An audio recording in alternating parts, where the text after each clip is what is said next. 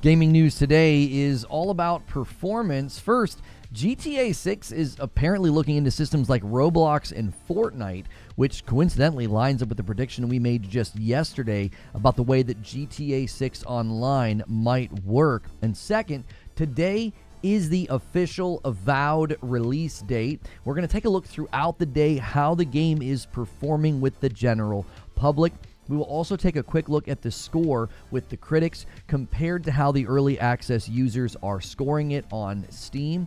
And third, the Days Gone remaster is getting a lot of criticism for a variety of reasons, but the latest round of criticism is about how the virtually indistinguishable differences in graphical performance from the original to the remastered version of the game. And lastly, Yoshida was apparently told that he had to switch to indies off of first-party titles at the company of PlayStation, or he would need to leave the company. What does this mean? We'll get into it. It's terrible. It's bad. Sony's in trouble, right?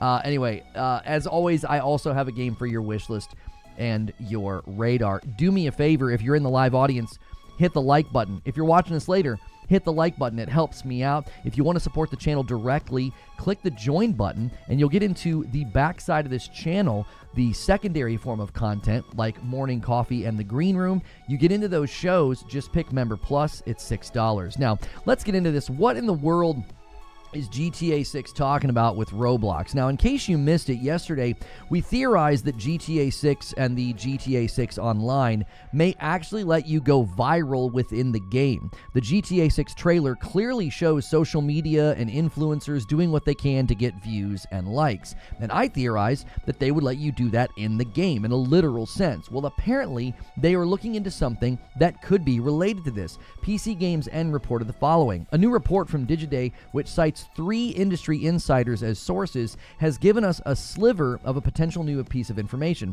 At the forefront of the metaverse push right now are games like Roblox and Fortnite. They've become renowned for how they act as a platform for community members to make and monetize their own experience and game modes. It seems that Rockstar is trying to carve out a similar future for GTA. So what would this look like? This is what they say. Rockstar Games has been in discussions with top Roblox and Fortnite creators, as well as dedicated GTA content creators, about the potential to create custom experiences inside the upcoming game, according to 3 industry insiders with knowledge of these meetings, who requested anonymity in order to protect business relationships. Now, Digiday said this in their report, and that was spotted by VGC. They also said these experiences would allow creators to modify the game's environment and assets to bring their own intellectual property and potentially their own brand sponsors into GTA's virtual sandbox. So you might be able to carve out a career inside of GTA 6 when it launches. You want to be a content creator? You want to run a radio show? You want to sell product? I don't know. It seems like they're looking for ways to not just monetize, but to keep that ongoing structure in place with the game. Now, secondly, the second big news story is that it's the Avowed release date. So if you've been waiting and you were not able to jump in with the early access, I want to be checking the score throughout the day to see how this game fares with the users. And while I don't really have much of a strong opinion about this game, I did not enjoy my time with it. It's not really for me. It seems to be doing fairly consistently with its score. It has an 82 on OpenCritic, an 80 and a 79 on Metacritic, and an 81 on Steam. So that seems to be like there's agreement from those who are playing the game in early access and those who are playing the game, as a critic or a review outlet. They all seem to be agreeing. Now, it's doing also okay on the Steam charts as far as number of players. It was really high on the Steam sales charts, but the player numbers only hit about 13,000 concurrents. That obviously is going to jump now that we're no longer in early access. So we'll be kind of monitoring to see on the launch date what sort of a result that we get from this game. Is it going to be getting the same user scores from the people who didn't pre-order it, and is it going to have a high player count on Steam? Based off of the sales numbers alone, I feel like this game is going to chart very well with respect to the concurrent players. Now, another story that's sort of brewing out there is ongoing criticism for the Days Gone Remastered announcement. Now, we've already debated the $10 upgrade. It's not being given to players who didn't buy the game, and I think that that's totally fine. But this is, another another form of what people are upset with, okay? This is just another remaster, and everybody's upset that there's just another remaster. But then image comparisons started cropping up, and it's honestly pretty damning. I'll be honest with you. I am looking forward to this. I was like, hey, I'm going to wait to play that. It's in my backlog. I'm going to see if they do a remaster since I heard they were doing one, and I'm not seeing any differences in the screenshots. Now, the problem is, to be fair, the screenshots that we've been taking from this trailer, most of the time are from cutscenes. Well, I don't think you're going to see a lot of differences in the cutscenes, right? This was already a visually impressive game when it came out. I always told people I thought the emotion capture on the characters' faces was one of the best in the PlayStation catalog. So I don't know if they're going to be able to showcase significant differences here. And the PlayStation blog does not give specifics as to what has been visually bumped. It says here, Days Gone Remastered is brought to new life by the PlayStation 5 console, featuring improved graphical fidelity, increased foliage draw distance, improved shadow and lighting quality, Tempest 3D audio, VRR support, and more. Now, obviously, you're not going to see much of a difference there then. If they're just saying, hey, the graphics fidelity is better and the foliage draw distance is better and shadow and lighting quality is better, well, you're not really going to get that from screenshots. This is not going to be a transformative remaster. Now, to be fair, they are adding new content. There's a Horde Assault mode, a permadeath mode, new accessibility features, new DualSense support, there's a new speedrun mode, and an enhanced photo mode. So, given that they're only charging people who own the game $10 to upgrade, and if you want to buy it brand new, it's only $50, I don't really see a big issue here. If they were charging full price, if they were charging like $60 or $70 for this, I could see people saying, what on earth? It doesn't even really look that different. I do think this is probably going to be one of the remasters that are harder to detect those differences unless you're doing a literal side-by-side comparison in some of the more dense environments. And hopefully we get some great breakdowns and comparisons from some of the outlets out there that aren't just screenshots from cutscenes. Remember, this is not a remake. They did not remake anything. They have simply gone back and remastered it to make it look slightly better and probably, churn out better performance in some of the environments where there are lots of, they're not zombies, but zombies on the screen. And the pre-orders are actually doing quite well on PlayStation. It is currently sitting in the top 10 alongside games like AC Shadows, Monster Hunter Wilds, Elden Ring Night Rain, MLB The Show. So for a remaster, it's in really good company for pre-orders. I think it's actually doing well. I think it will do well commercially if those pre-orders are any indication. Now, the last story here before I give you a game for your wishlist and your radar is Yoshida did an interview recently. He's been doing a round of interviews, and he indicated that when he switched to the indie games job that he had away from first party, he basically had to. And everybody's very mad about this. He basically said some sort of a sentence about, like, when he moved to indies, he really didn't have a choice. It was either take the new position or leave the company. And I'm really confused as to why people think this is such a big deal. Leadership restructures in corporations of this size, that's how it goes. You're told what your new position is, and that's just it. Like, Xbox recently went through a significant leadership change end of 2023. And when they did that, I don't think anybody was like given the choice. Like, do you want your new position or not? When they make restructures at this scale, you're basically just told what your new job is. Now, everybody's obviously taking this and running with this in a negative way. Ever since the State of Play hit, everybody is trying to claim that PlayStation's in a bad spot, even though their PlayStation sales indicate the opposite. Their new user acquisition indicates the opposite. Their new record MAU indicates the opposite. The platform has done very well this entire gen. But I continue to see this narrative that, like, PlayStation stinks. They've done terrible this gen. They've been disappointing this gen. Where's the first party? Even though they've got plenty of first party cadence and plenty of publishing cadence since the gen started. And they just in the last 6 months either released or announced 6 first party or publishing efforts. And I don't get where this is coming from. I don't get the dissatisfaction. This continues to feel like the death rattle of a gaming press that cheered really hard for Xbox. And Xbox didn't do what any of them wanted to do, and now they're trying to actually project Xbox's problems on the entire industry. Just yesterday, I saw a Twitter thread completely flip upside down, making it seem as though PlayStation was having a hard time, and now they're like, oh wow, if you actually look at the numbers, they're doing quite well. Beyond just people trying to claim that, like, PlayStation's in a bad spot, despite all of the actual objective data that indicates they're not. Now everybody's mad at Jim Ryan again. Like, everybody's saying, oh, this was Jim Ryan's doing, this was his fault. The efforts to claim that, well, they have no first party and it's Jim Ryan's fault and, he focused on live service. I think that the C-suite, I think the board members, I think the shareholders wanted to focus on live service. A lot of companies were probably going to start asking, hey, why are we not leaning into a field of revenue that tons of people are making lots of money in? And everybody continues to run with false narratives. Like Helldivers 2 was a massive commercial success last year and Concord was a failure. But what they'll focus on and fixate on is they'll claim that PlayStation wasted $400 million on Concord. That's an objective lie. That is not true. That funding came from other places. It did not come from PlayStation. And they'll also ignore the fact that they're canceling games now. They basically learned, like, hey, maybe this gold rush is a bad idea. And yes, that happened under Jim Ryan's watch. But to act like Yoshida getting a new position is somehow a smoking gun of problems. Many people at this level are given new jobs. They're given new assignments. And sometimes it's considered a compliment. When I worked at a call center, I kept getting my teams, I was a manager, and I would get my team's numbers turned around, everything looked great, and then I would get moved to a team that was struggling. And it started to frustrate me. I didn't get to really reap the rewards of my work that I had done. And I had a manager tell me, you should take this as a compliment. They see you as the office fixer. You can come in, you can get morale turned around, and you get results from the employees. Well, in this situation with Yoshida, we don't know the exact context of why he was moved. Was he moved because they thought he could bring good things to the indie department? Did they say, listen, you done great work over here with first party. That's kind of running on its own. We need you over here now.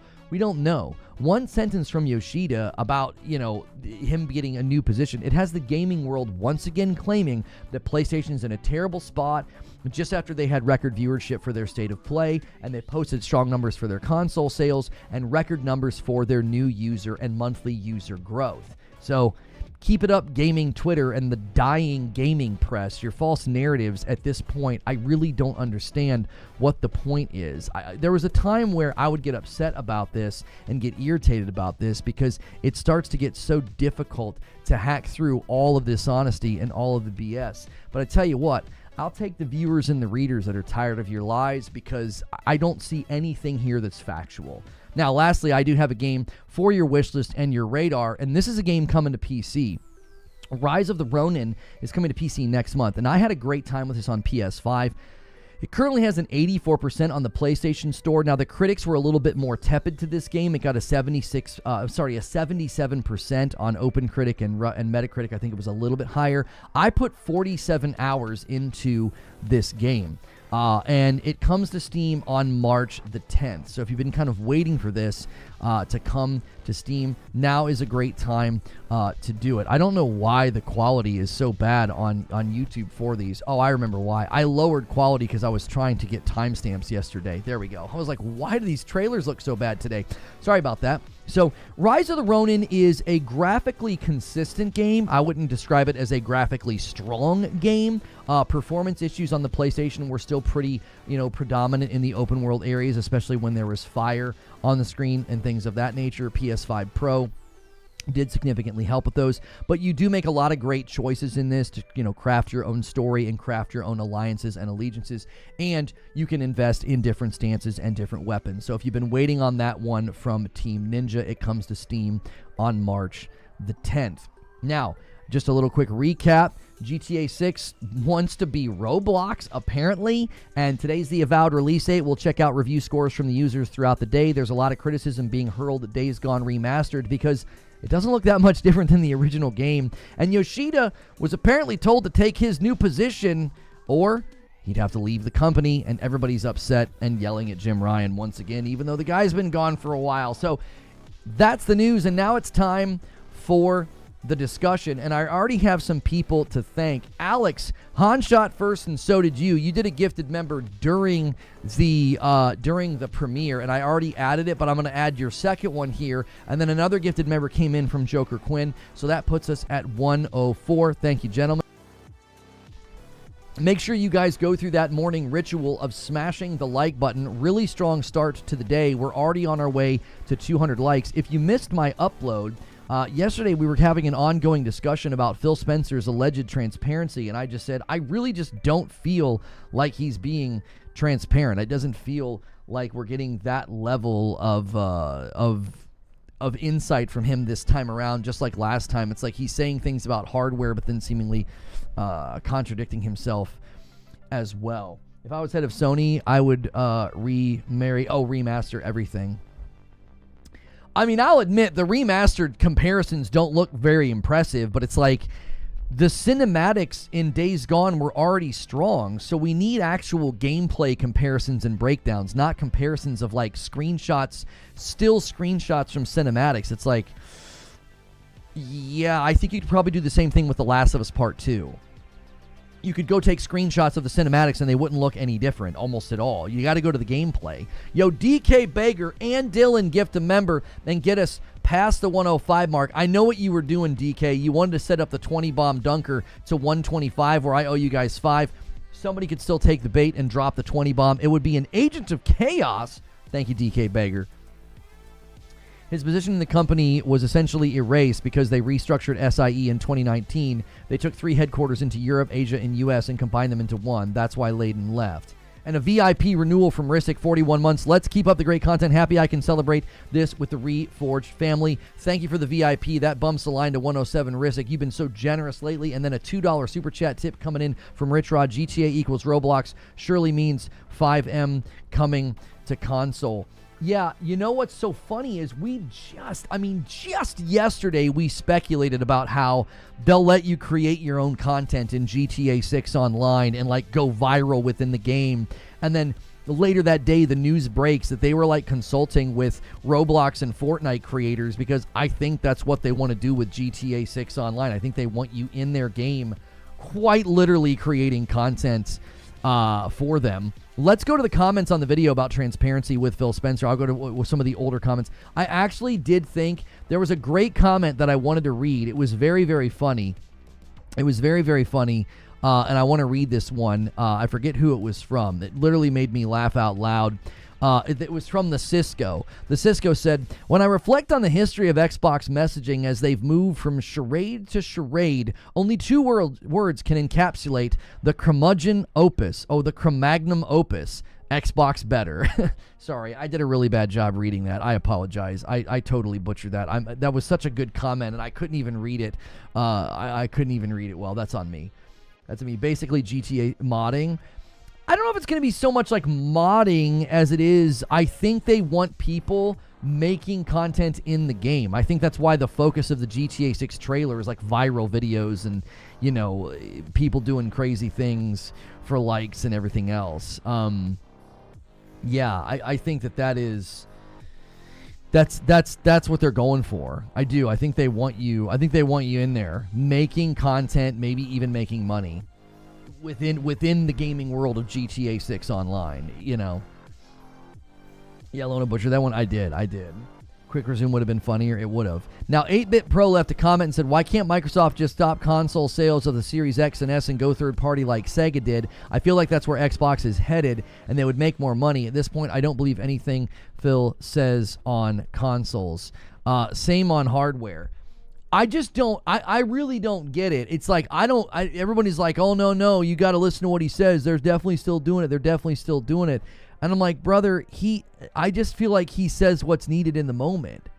I really do. I do not feel like what he's saying about hardware is concrete. It's very vague. You know what I mean? It very much feels like we're not getting straight answers. It feels like very, very vague assurances from here. Chris Davies says, Xbox is doing new-gen hardware. We all know this. I don't know this. Last year on the podcast, at the same time, Sarah Bond, head of Xbox, said that there will be, and Phil, head of Microsoft Gaming, again at the time. People are forgetting that. I don't forget that. You didn't watch the video. Chris Davies, you clearly didn't watch the video. I literally talk about that in the video. How they're not using consistent verbiage. They seem to make assurances about hardware and avoid the word console, but then they do an interview with Rolling Stone and then they say the word console. But then in the recent round of interviews that he's doing, he starts stressing hardware again. It's like, I don't think they know what the future holds. I don't. I think the whole plan is in flux. I think the whole plan is in flux. I don't think there's a concrete plan. I really don't. There doesn't seem to be strong assurances about the future. It's like, well, are you doing a hardware push or not? Oh yeah, we definitely want to do hardware. We definitely want to win hardware. But then in the very next interview, Phil's like, yeah, I'm not trying to move people to Xbox. Then why would you continue to do hardware? I did. I'm agreeing they keep changing their words. Oh, do you say that further in the commentary here? Because I referenced that. Also, Xbox doing more for gamers than PlayStation and Nintendo right now. Don't agree, which sucks. But look at the amount of games they have coming. It's just insane, and they're only going to keep growing. How many new games is Xbox bringing to the market this year? How many? You think they're doing more than Nintendo? Nintendo has not announced the Switch 2 release date yet. We don't know the launch titles for the Switch 2. How many new games are Xbox bringing to the market this year that you're saying they're doing more for gaming? What are they doing that makes you come to that conclusion? Sway me to your position. You think they're doing more for gaming than anybody else? They're doing more than PlayStation and Nintendo. Okay, how? In what regard? What are you referring to when you say that? Derek says they want us to accept cloud because you pay to rent their hardware because it's their hardware then, and the cloud hardware will all have subscription tiers. Yeah, I think they want a future where cloud is more predominant. I just think cloud's always going to have a hard time. All it takes is a simple internet outage or slow internet, and cloud is dead in the water. I mean, a PSN outage turned my PlayStation Portal into a dadgum paperweight when I was in Florida. What are your thoughts on Build Rocket Boys Mind's Eye? Oh, the game Mind's Eye? I don't feel like that was genuine gameplay for Mind's Eye. I feel like it was fake and simulated. It didn't look right. It was very suspicious. I just don't trust their recent hardware assurances. I don't trust any of Xbox's recent hardware assurances. I don't.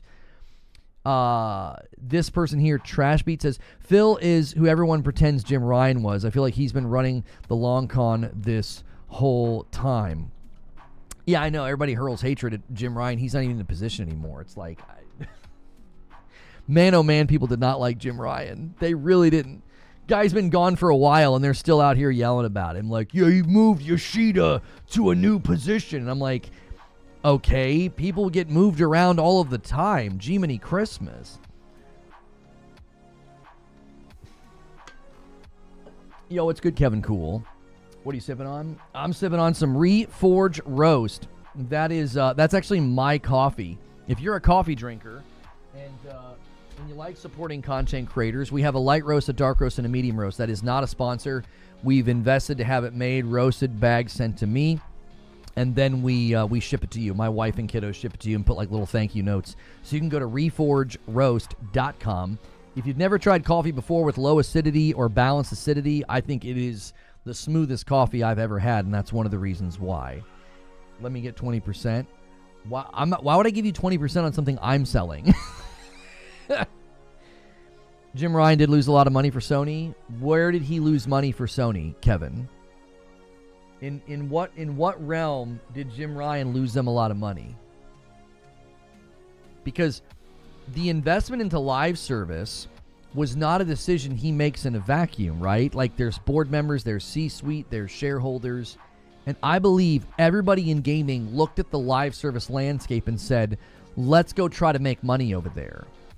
So they invested. They increased their investment into first-party single-player games. They increased their investment into live service. They increased their investment into acquisitions. All of that was a collective decision. It wasn't like Jim Ryan said, well, this is what we're doing. That doesn't all fall on him. Yeah, it's not a dictatorship.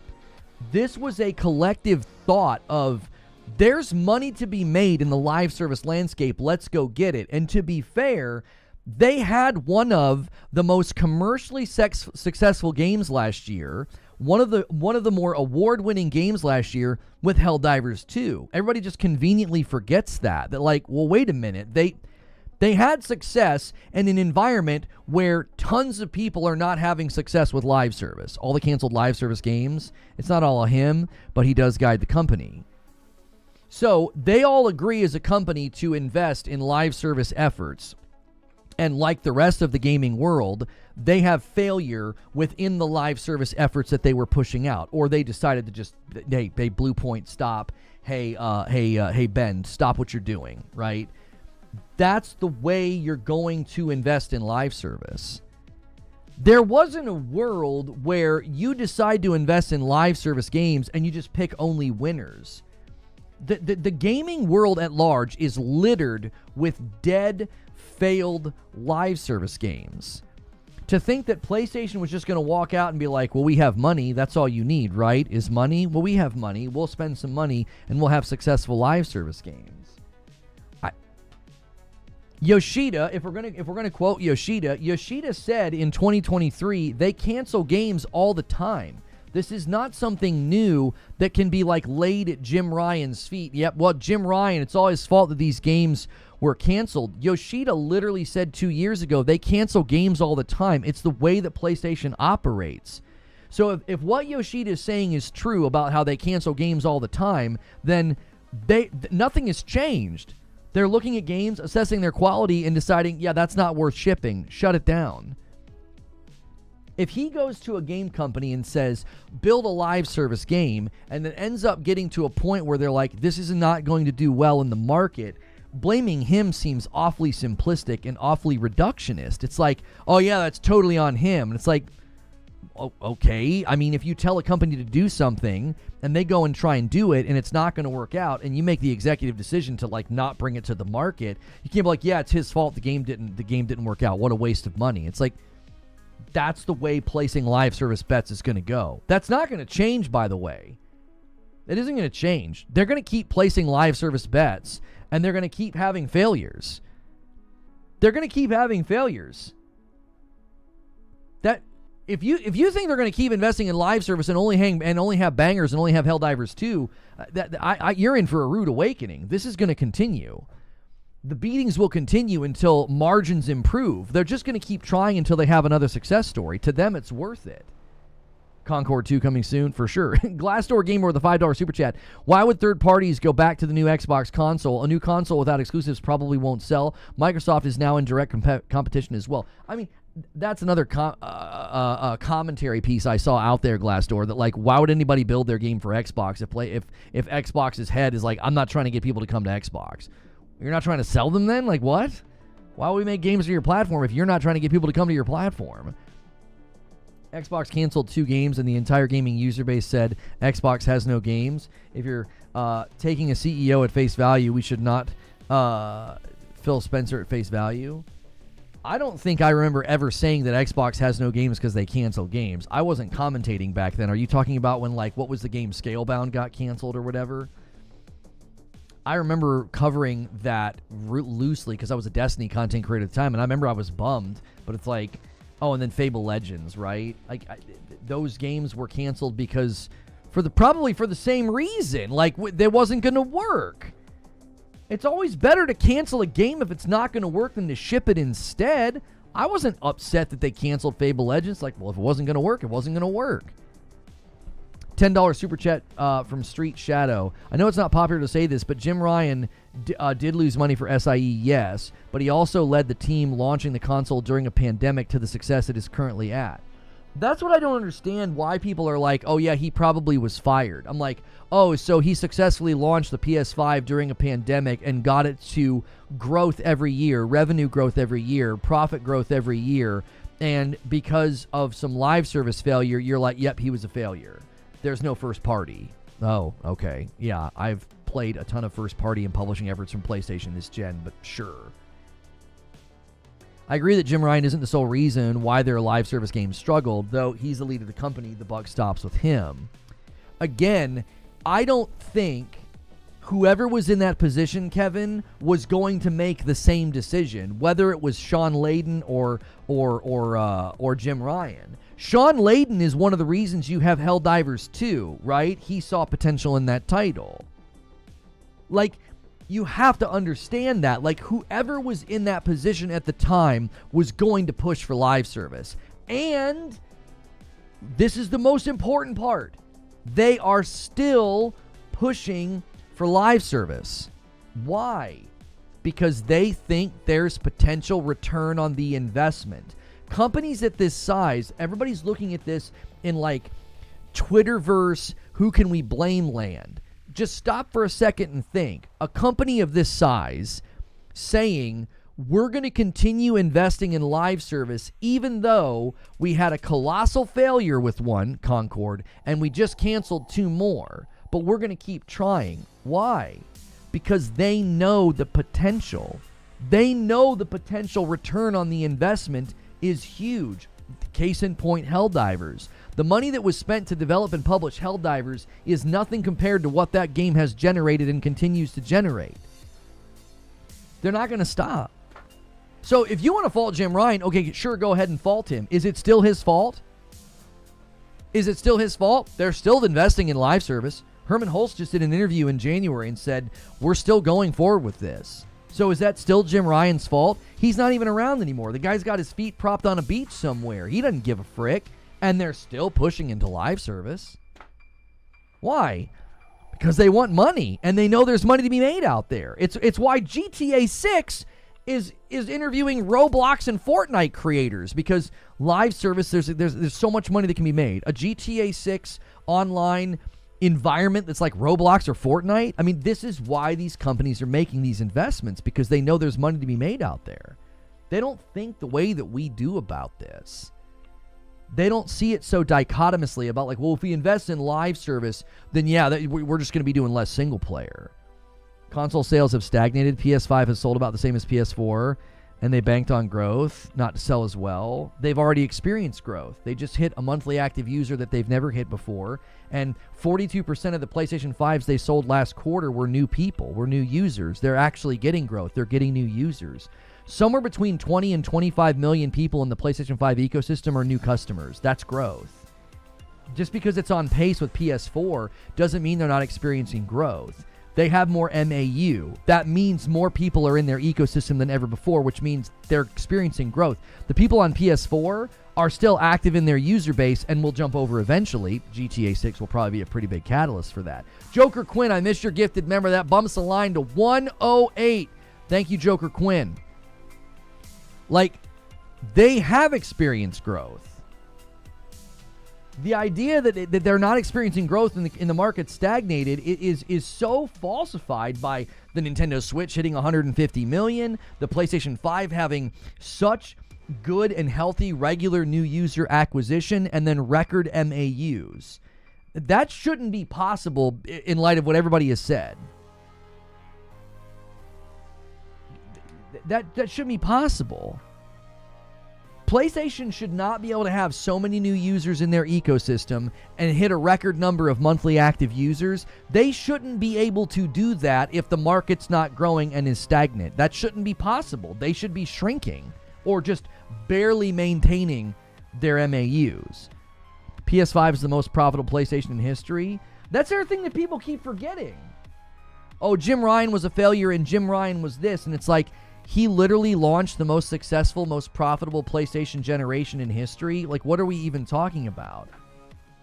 The revenue is healthy. The trajectories are healthy. The profit's good. The shareholders are happy. The share value continues to climb for Sony this entire year. So I don't get where the narratives come from. I don't. This is what I think is going on. I think we've gotten like a 5-second glimpse behind the curtain, and we think it's enough information to come to conclusions. We're like, well, they canceled some games. Yeah, they cancel games all the time. This is not a new development. You just maybe we weren't paying attention as much in the past. I don't know. Paco with a VIP for 34 months. Thank you so much.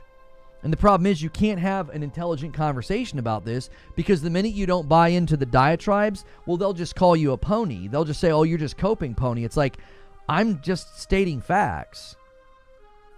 I'm stating facts. I have no reason to like or dislike Jim Ryan. I didn't know who the frick the guy was. I started covering the Xbox Activision deal, and Jim Ryan's name was in all the headlines. I didn't know who he was. I don't have a reason to defend him. He's not like my friend or anything. So to me, it's like, I looked at the sales reports. I looked at the revenue reports. I looked at the growth. I looked at how successful PlayStation was being, and I was like, I don't know what you guys are talking about.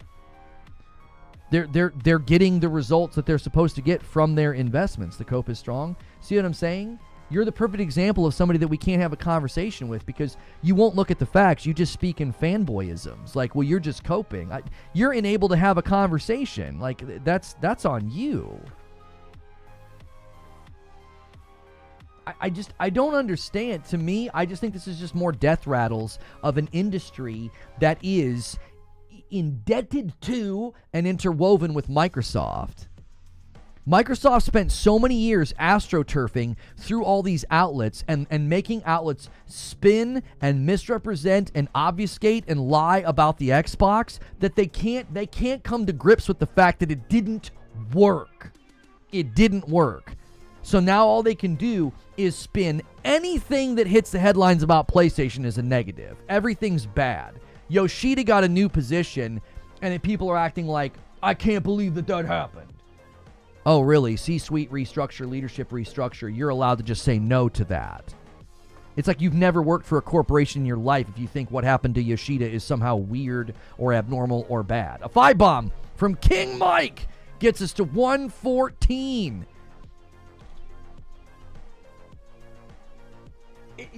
That's what leadership restructuring does. Do you think when Sarah Bond and Matt Booty and Phil Spencer were told what their new positions were, do you think they had the option of saying no?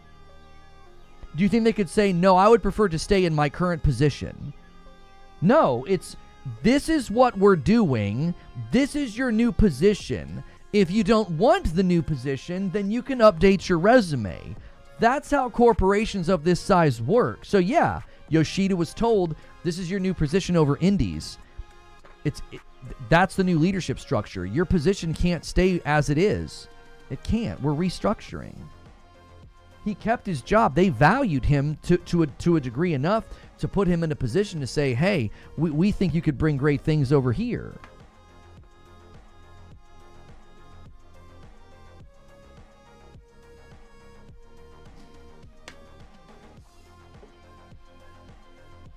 Yeah, Jim was just old and wanted out. I don't think he was fired. Pretty sure Yoshida said he was happy with the new position because it let him spend more time with his family and not travel as much. Yeah, everybody's ripping one sentence out of context. Surprise, surprise. This is the state of gaming journalism and games media and games contributors to the conversation. They take one sentence and rip it out of context. He goes on after saying that he was either going to have to do that or leave the company, and he goes on to say that he was happy to do it. He liked it. Everybody keeps misrepresenting it. It's like, he wasn't like disgruntled and angry that this happened. He got a new position. And that's what happens when you get a new position at a company this size. It's like, this is your new job, take it or leave it. We got things to do. This is your new position. These are the same people, the same outlets, the same liars who said that Herman Hulst was demoted a couple of weeks ago when he quite literally, objectively, factually had not been demoted. And these absolute 10-inch thick-skulled numbskulls on Twitter were like, no, he answers to somebody else now, and so that's a demotion. It's just people that have never worked in the corporate world like ever. They don't understand how it operates and works. Why would they demote him? Why do you view it as a demotion? Why is it a demotion? They were restructuring all the leadership, Garrett, and if his position was either no longer needed or somebody else was taking the position and they created a redundancy, they needed to put him somewhere. He went from first party to indies. Right, why are you interpreting that as a demotion? Was he paid the same? Do you know? Did his salary go down? Do we know? You don't know if it was a demotion or not. They were restructuring the leadership, and if you create a redundancy when you restructure leadership and you slide somebody over to a different position, that's not always automatically a demotion.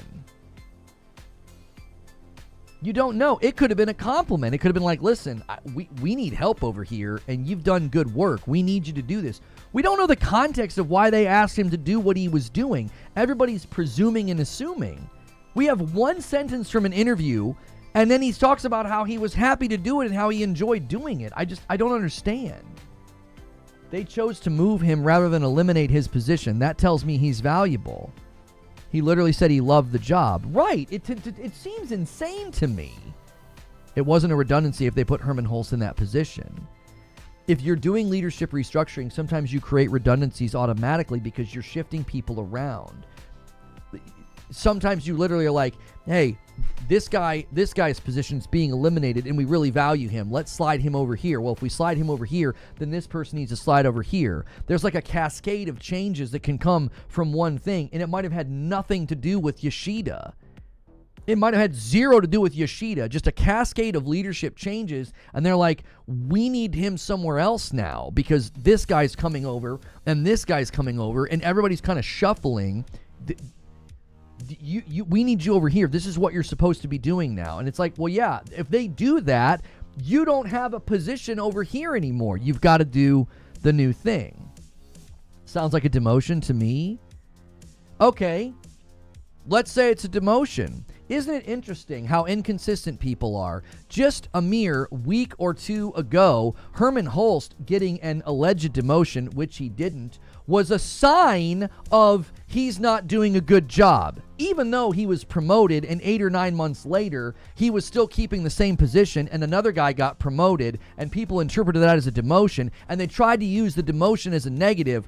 Do you think that if Yoshida was demoted, maybe there were internal reasons as to why he got demoted? Do you think he was perfect? Do you think he only made good decisions? Do you think he never made a single mistake? Do you think he had a flawless record? All of a sudden, it's Saint Yoshida versus evil Jim Ryan? Do you see how stupid this is? It's like just a mere weeks ago, an alleged demotion was viewed as a negative. Oh, yeah, Herman Hulst is sucking at his job. Okay, let's just claim that what you're saying is true and Yoshida got demoted. Maybe it was in response to results. Maybe it was response in the way he was handling things. I don't know. We don't know. All we know is there's one sentence where he said he was placed on indies instead of first party, and it was either take the new position or leave the company. Why do we care about the inner workings of people at a company? That's what I'm saying. This is absurd. This is embarrassing. It's embarrassing. It's like the team, the company, the product that is winning, that is doing well, keeps getting put in the headlines in a negative way, and it's all based on falsehood and presumption. We are living in an age of insanity. A mere weeks ago, liars, obfuscators, and fan fiction writers, Herman Hulst was demoted. No, he wasn't. So what do? We spend a stupid amount of time correcting all of these idiots. And now, here we go again. Yoshida's doing a round of interviews now that he's retired, and one sentence gets turned into, yep, look how stupid PlayStation is. Look how dumb and down bad PlayStation is. Look at dumb Jim Ryan ruining PlayStation. It's like, what? What is going on? I fear for humanity if people are so wrapped around the axle around whether or not he was demoted. It's dumb. Hang on, Alapark. I need to pull up Discord over here so I can see what you guys are saying in the Discord. Everyone, aka folks, quoting the one line, keeps saying that Ryan forced him. In the very next paragraph, he says that Ryan and him were the last of the old guard. He knew his time. He knew it was time for the new folks. That's what he meant. He clarified. See, isn't it interesting? Everybody's going to run with it. Jim Ryan's evil and Jim Ryan shoved him out or Jim Ryan did this. And it's like Yoshida in the very next sentence is like, me and Jim Ryan were the last of the old guard. Our time was coming to an end. The new blood was going to come in. Meaning that, like, it sounds to me like him and Jim Ryan were comrades. But that's not what you're going to see in the headlines. That's not what you're going to see on YouTube. He may have been demoted for being a saint. Yeah, he may have been too personal. He may have been not business-oriented enough. You never know. Sometimes the nicest people get demoted or moved because it doesn't get the results at the C-suite that they want to see. You got to be a bit of a cutthroat at that level.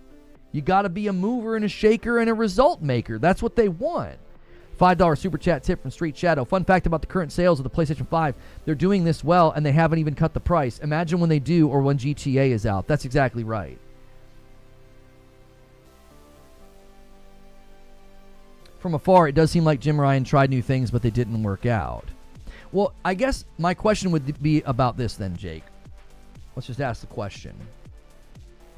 If you were to do a sports analogy, and a team has their most successful, their most winningest season ever, but some of their new plans or ideas about certain plays didn't work, what would you say about the head coach? Would you say that he was successful or a failure? What would you say? What would you? You would say, well, there's a lot of nuance here, right? I mean, they had their most winningest season. They were breaking records. It was the best season that they had ever had. Oh, but they really failed on all their screens. They tried this new method of doing screens and it didn't work. Failure. They lost a couple of good players. Failure. It's like, wait, what? Like, that's not how we assess the success of somebody in a leadership position. You would look at the entirety of the picture, not zero in on one or two things. You would say, hey, look, this has been their most successful generation. It's been their most profitable. What are you talking about? They're acquiring new users at a greater ratio than they have in the past. They just hit a record number for their monthly active users. What are you even talking about? You could consider canceled games as a flop for the company. How much money was put in to make it? Right, but you don't understand, Joel. That's the cost of business. Do you think every single one of these companies is spending money on stuff that is only successful, that only comes to market?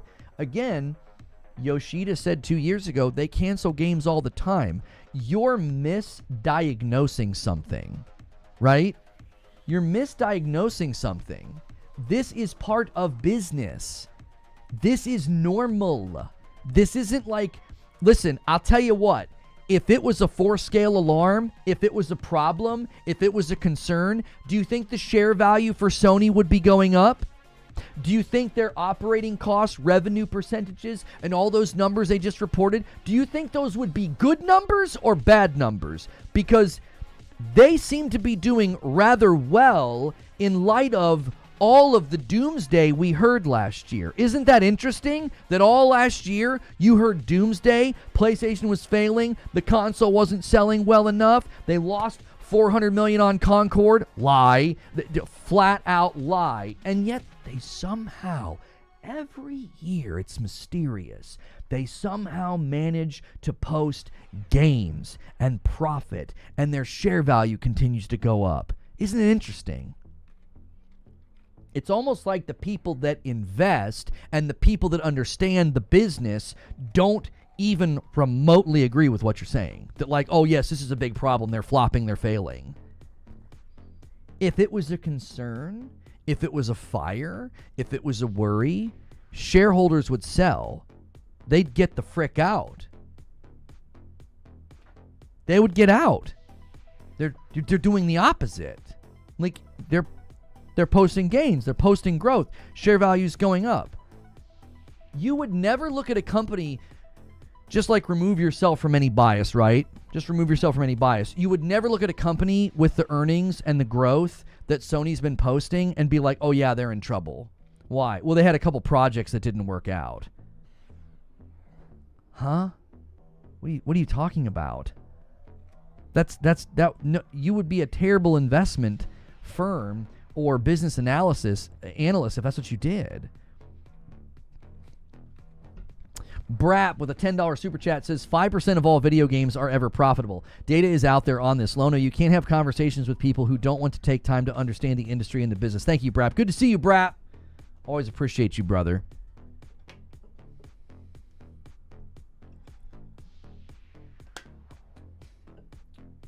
When Lono talks in facts and analysis, it confuses ignorant people with being a pony.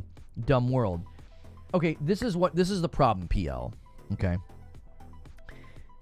This is the problem in gaming dialogue in general. I've been doing this for a couple of years, and I can whittle this down to a very simple problem. Okay? liars don't care about the truth.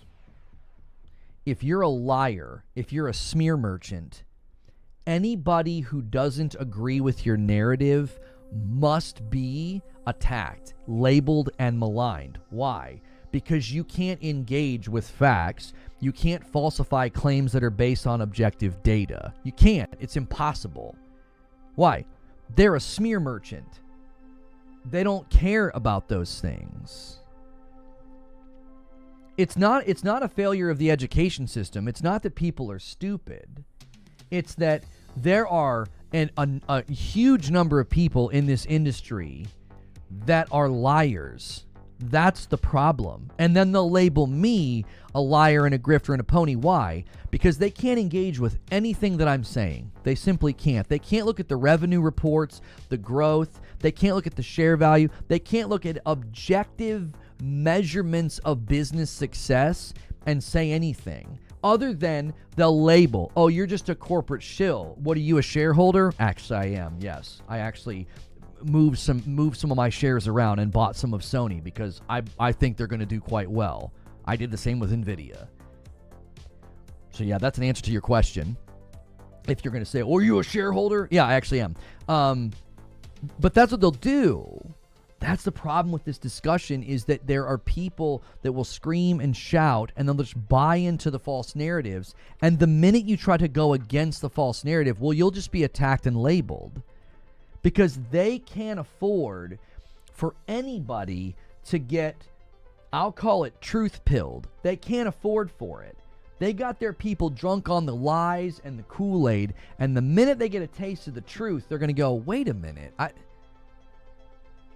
Imagine right now being like, you've been telling me for 4 or 5 years that sales don't matter and that PlayStation's failing and that Jim Ryan's a loser and that these companies, well, why is PlayStation doing so well then?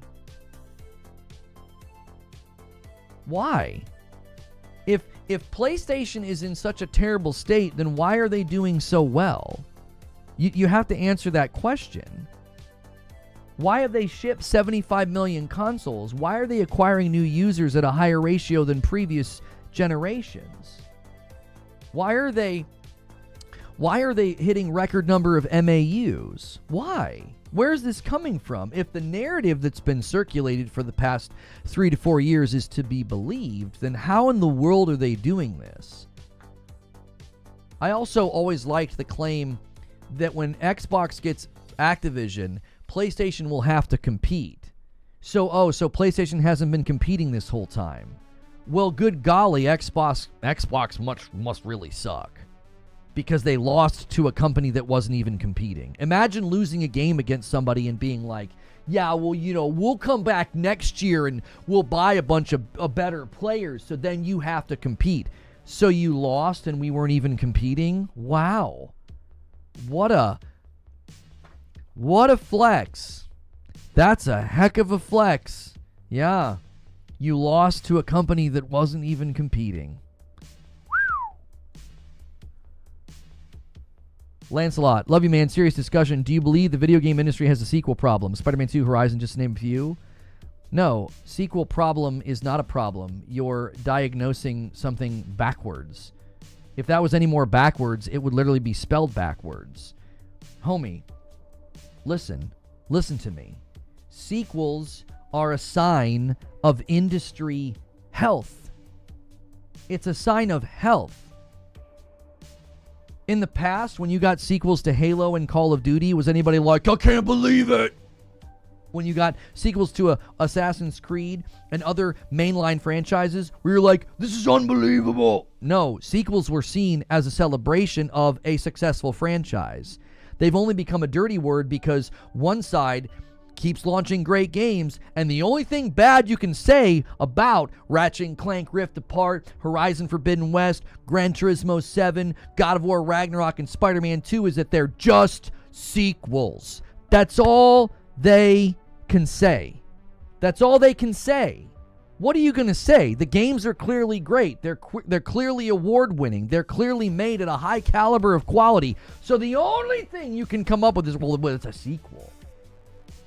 It's a sequel, and sequels are bad. Since when? Since when? When I rolled credits on Tsushima, I wasn't like, well, I really hope they never make another one. Because it was so good, they better never give me this experience again. Like, who are these people?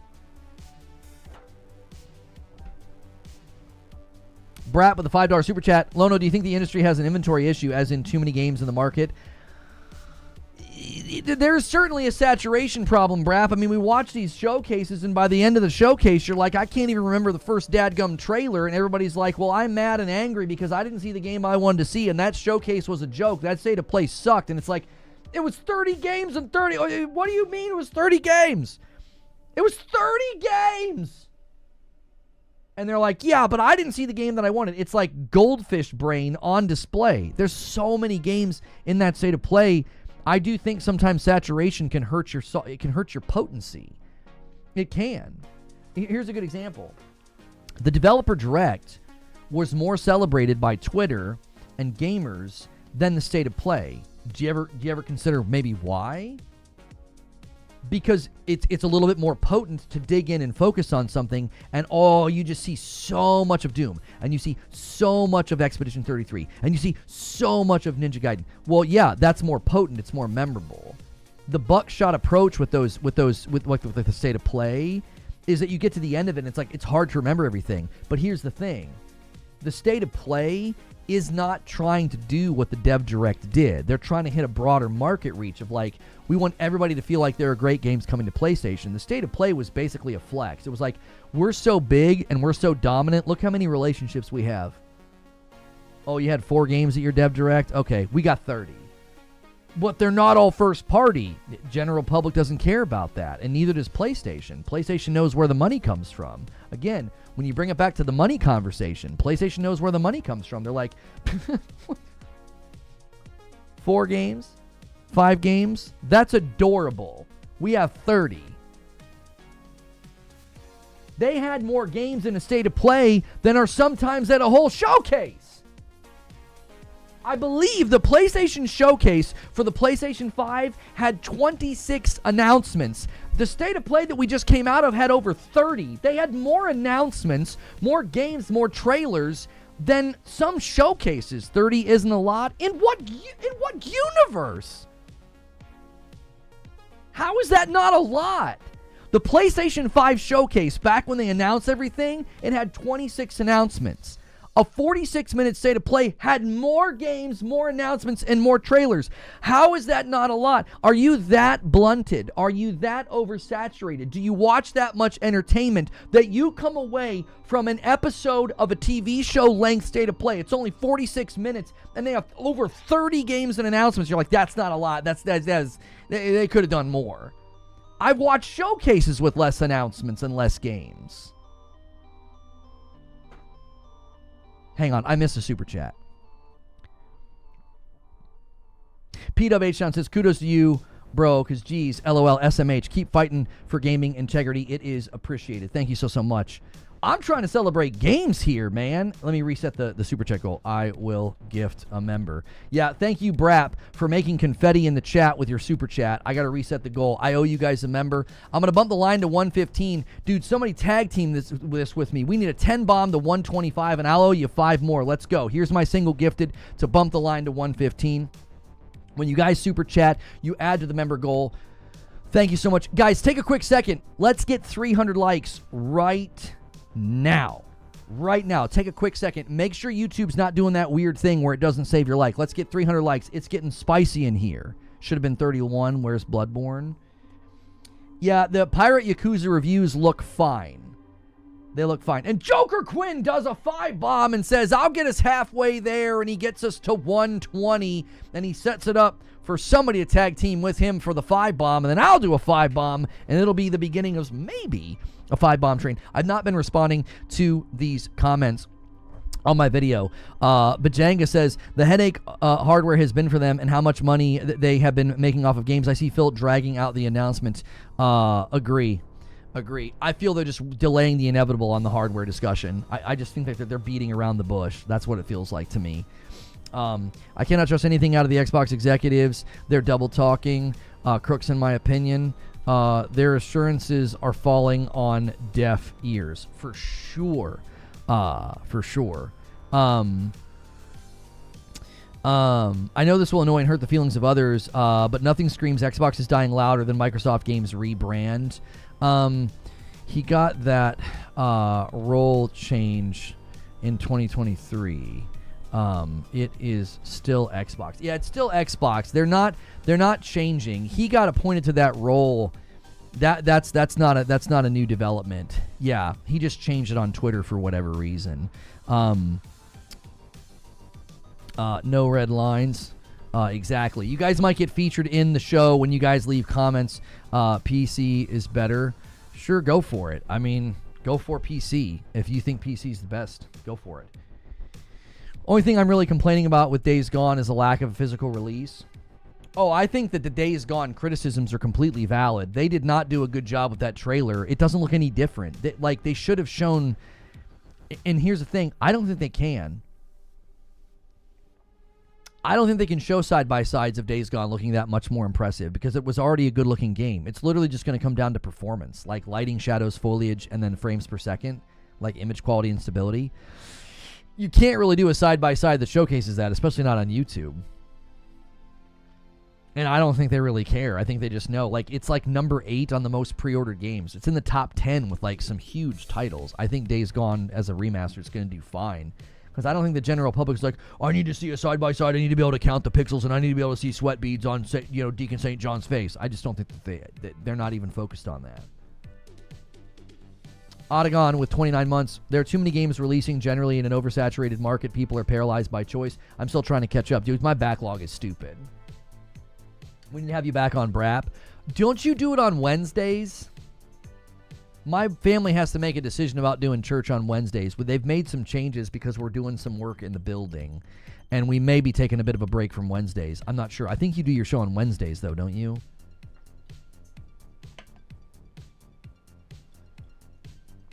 Fridays? Oof. I do a member stream that night. What time? That's when Mooch used to do his show, and I would always get hung up and not be able to make it to my Friday night show with the members. Mash has left a comment that says, the transparency to me feels like cope in the most basic sense of the word. Don't tell me you didn't actually want to win a soccer game and you were only there for the physical activity after you lose the game. And you expect me to take it seriously. Exactly, Mash. We do rants on other days. Oh, 8 p.m. Yeah, 8 p.m. is like literally right when I'm supposed to start my member stream on Friday. Yeah. Should I buy Kingdom Come Deliverance 2 or AC Shadows for my next game? Somebody said save your money. Kingdom Come Deliverance 2 has received amazing praise and reviews, and it's being very commercially successful. As far as AC Shadows, I would wait. It got mixed response from the previews. I think AC Shadows is going to do fine commercially, but as far as critical reception and review, I don't know. Kingdom Come Deliverance has done very well, though. It's a game that I struggle to get into only because of the save mechanic. Like, I wish that I could get mods on PS5. I would download that mod and that would be the next game I play after I roll credits on FF16. I'm like 87% on FF16. I'm so close to the end.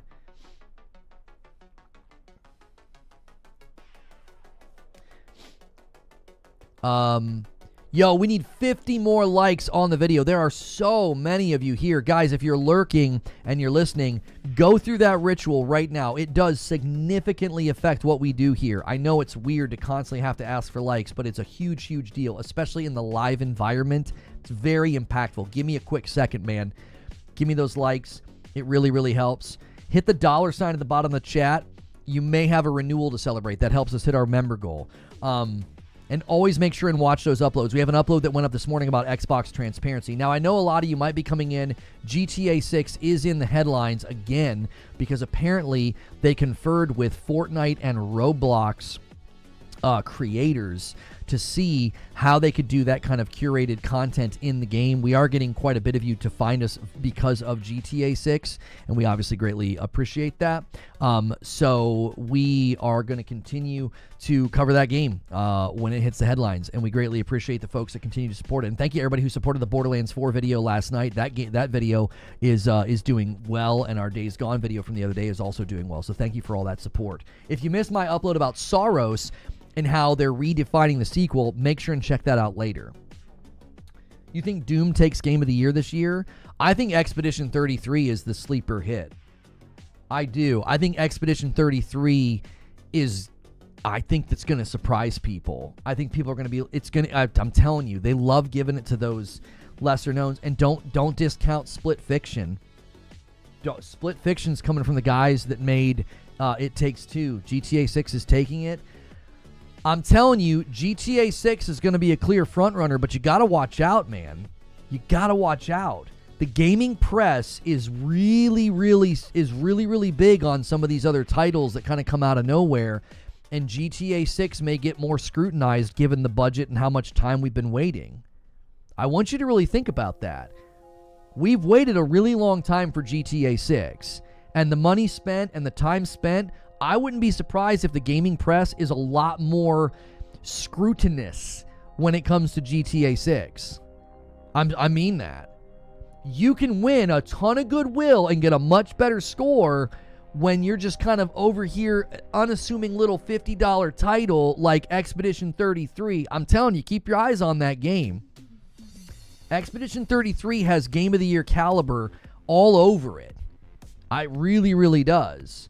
There are so many games coming out this year. Doom, Yote, Expedition 33. Those games end up sometimes faring better with the gaming press, and that's who votes in the process. I kept trying to tell people this about Astrobot when they're like, no, it's going to be Black Myth Wukong. I'm like, no way. Ain't no way. The gaming press fell in love with little homie Astrobot. They all loved him. And the biggest commercial success last year didn't get even a chance, I don't think, in that fight. William Hancock, welcome back with the Member Plus and bumps the line to 121. Thank you, sir. Yeah, Mafia of the Old Country. Kingdom Come Deliverance 2. There are some big, high-quality, good games coming this year. You can tell just by looking at them. This guy on my Xbox video says, they are in uncharted territory, so it makes sense that they have to play it by ear on the console front now. Playing it by ear is why I don't have confidence in Xbox hardware in the future. I don't have any confidence in their hardware future. It's like they're playing it by ear. What DLC gets nominated for Game of the Year this year? Elden Ring Night Rain. Elden Ring Night Rain is not DLC. Don't start seething and malding. Everybody calm down. And guys, check one more time for me. Holy frick, this is like pulling teeth today, man. Check that like count, y'all. Something going on. YouTube's being squirrely. Liza P. yeah, Liza P DLC. That'll win Game of the Year. There you go. Uncharted territory, more like Indiana Jones territory. Hey-o! Stop. That's terrible. That is a terrible joke. I'm still early in Kingdom Come Deliverance 2, but I'm enjoying it. I had to restart sections to learn the game, not without some frustration. It's a good game. Don't understand why people are over the moon about it, though. I think it's just the depth and the freedom. There's so much to it, you know? There's a lot to it. Indiana Jones won some awards at DICE. I assumed Indiana Jones was going to win some awards. Did it get art direction? Was Indiana Jones good to you? It was a very well-built, quality game, and I just didn't enjoy the gameplay. I praised it for its art direction. I praised it for the voice acting. It's a good game that I just didn't enjoy. I said that I thought it might win some awards. Art direction especially. art direction. I thought they nailed it. Like, some of the areas were just so immaculately built. I was very impressed. I was like moving through like a museum or something, and I was very impressed with the level of intricacy that they put into it. It really reminded me of the level of work that they put into like the Hogwarts Castle and Hogwarts Legacy. I was very impressed. DICE Awards were cringe. Greg Miller and Cella were horrible. I mean, if there's anything that's been proven over the years for your gaming event and your gaming podcast, telling half of America that they suck is a really great strategy. It is. It's a really good strategy. You should ask G4 how that worked out for them. That was great. That went really well for them, you know. It really bumped up their likability and their marketability. That was a really good choice. Yeah. One thing I thought about over the weekend, and curious to hear what you think, says Street Shadow, is if they slap an Xbox logo on the State of Play, do you think that the narrative would be different?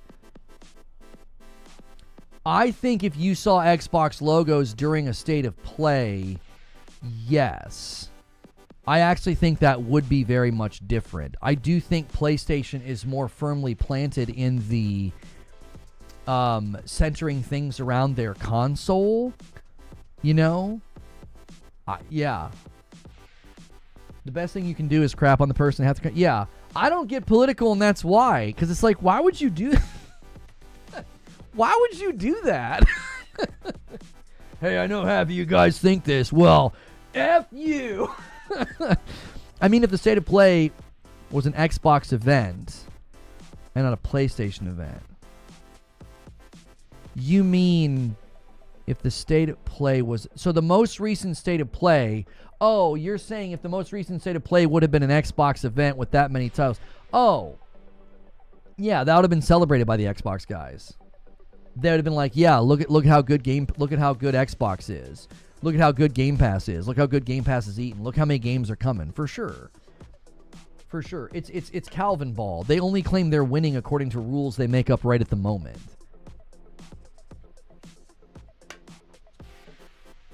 Right?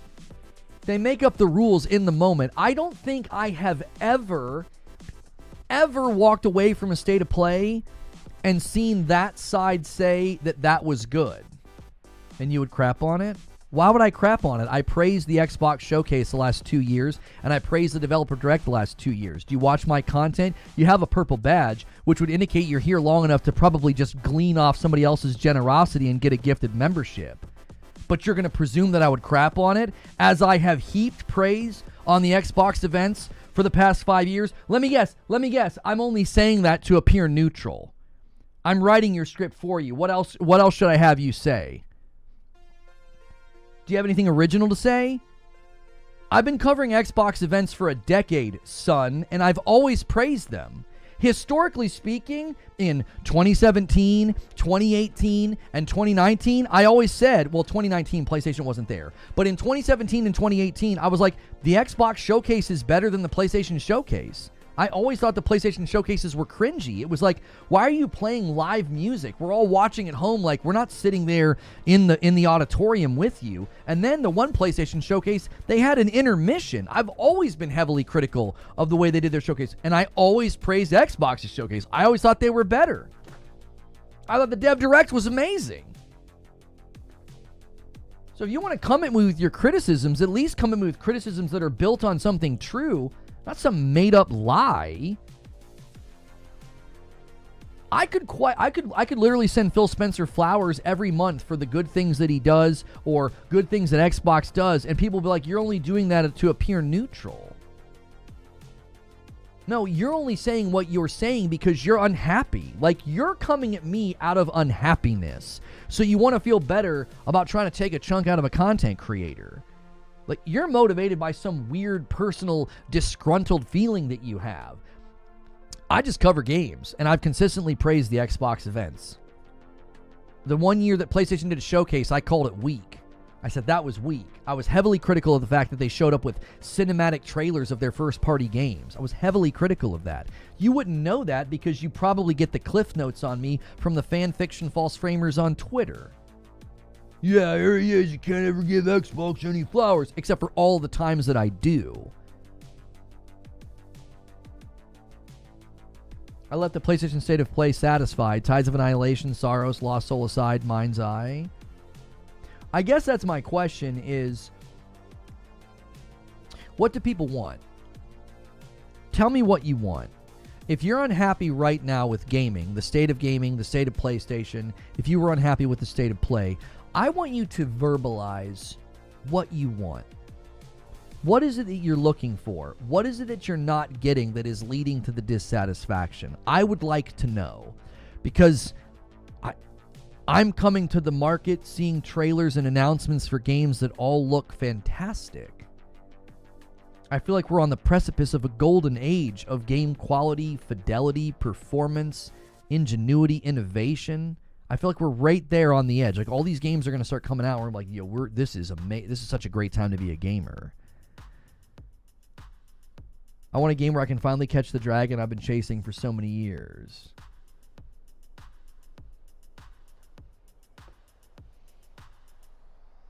They want to complain about anything and everything. Xbox always has a great showcase. The issue is consistently around delivery and providing the experience that people want. And see, that's where I have the nuance, Scott. I'm like, yeah, they do a great job with their showcases, but yes, consistency and quality, cadence, and delivery has been all over the place. A $5 super chat from Siriu. I have never seen the complainers list exactly what they would prefer to see. Here's my question. Why, can somebody tell me, does anybody in chat think this? You're allowed to think this, but I would like to know why. Why was the Dev Direct better than the State of Play?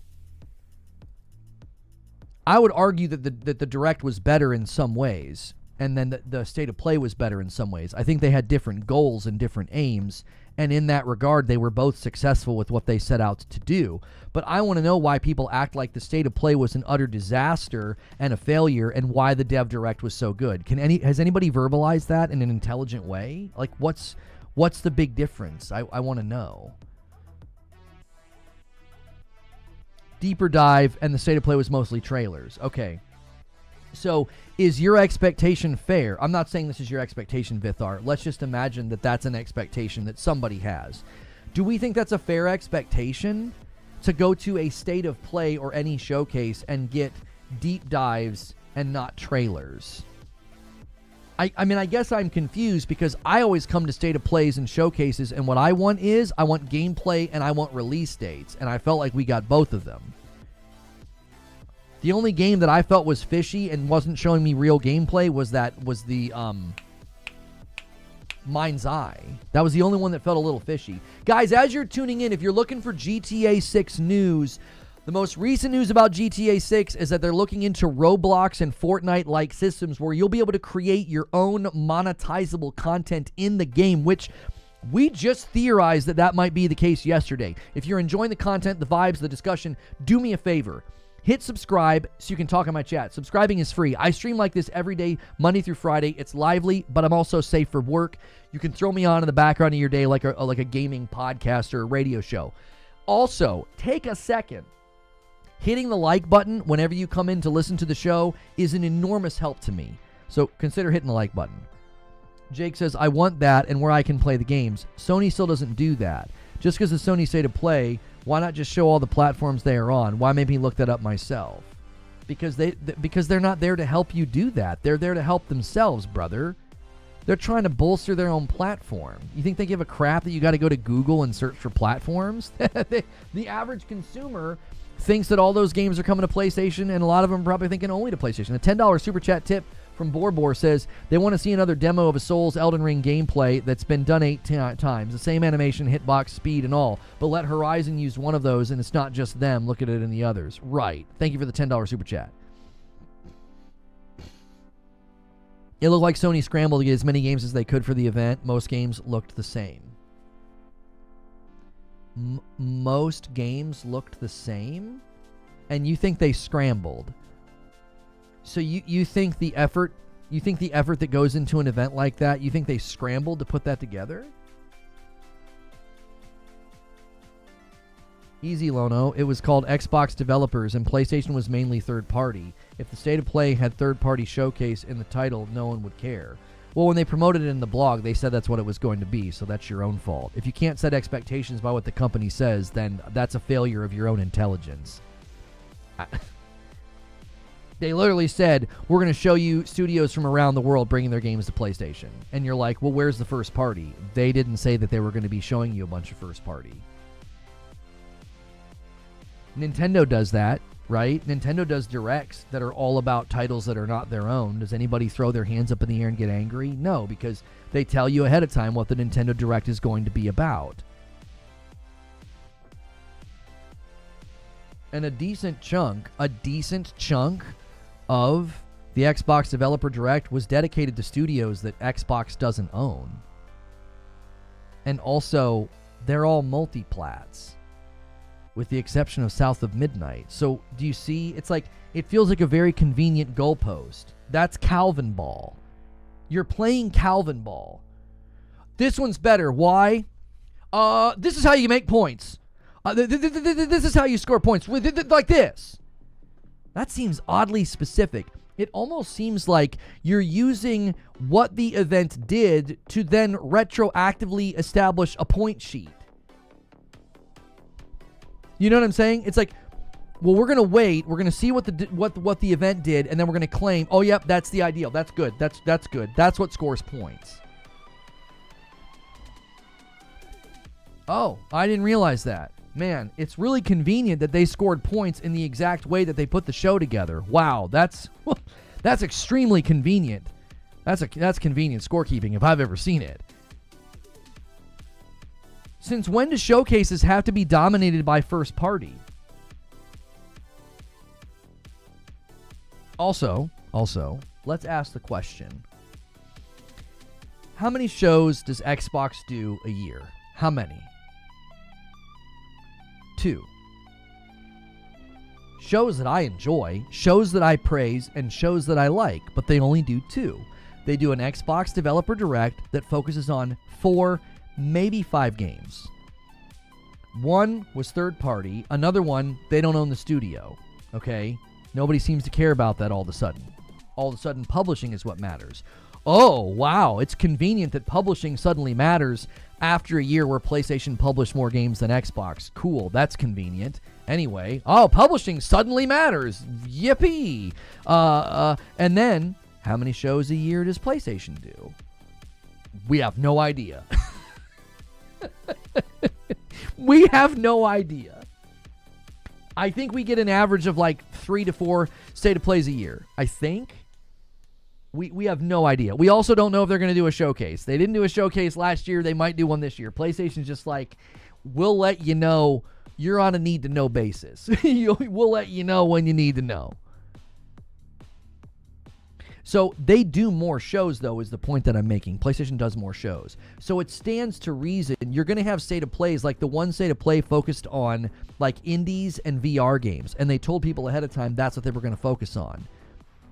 Okay, that's allowing maybe lesser-known games or games that are going to get less press time to get a nice little showcase, get a nice little show. I like that PlayStation does that.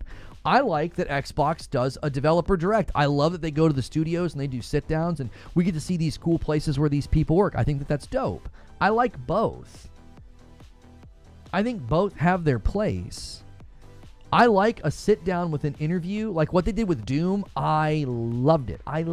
We got a nice breakdown and explanations about how it's going to be different than, 2016 and Eternal, and things that they were, thinking about with the gameplay and the changes and everything. I love that. I also loved getting 30 announcements and trailers in a matter of 46 minutes. I liked both. See, I think that's what's interesting here. Is I do think people are going through a bit of an evolution where they're starting to realize, wait, maybe I don't have to be so one-sided. Maybe I can like both. Maybe I can like games from both sides. It's going to be really interesting when that starts to happen, when a lot of the Xbox guys jump over to PlayStation and start playing games like God of War, and they're like, hey, wait, these games are actually pretty good. Well, and then you're also going to get Doom, and you're also going to get the Outer Worlds. Like, you know what I'm saying? Like, I think people are starting to realize maybe this has all been incredibly stupid. That's kind of my hope, is that the vast majority of the people that show up to these conversations and show up to these environments, start to realize that, like, maybe we've been really dumb about all of this. Yeah, like all of a sudden Death Stranding wasn't just a stupid walking simulator. It was miraculous. Death Stranding's quality suddenly went up.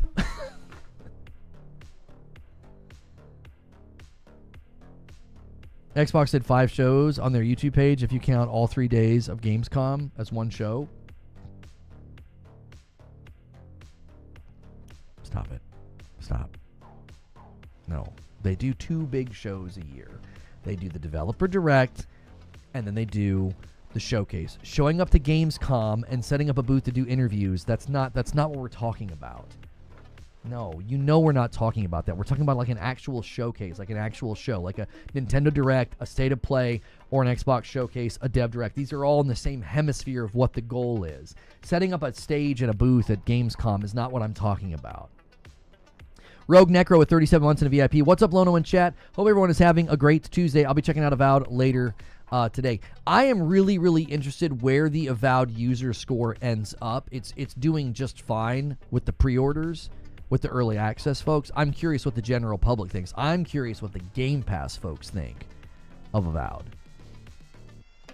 Yeah.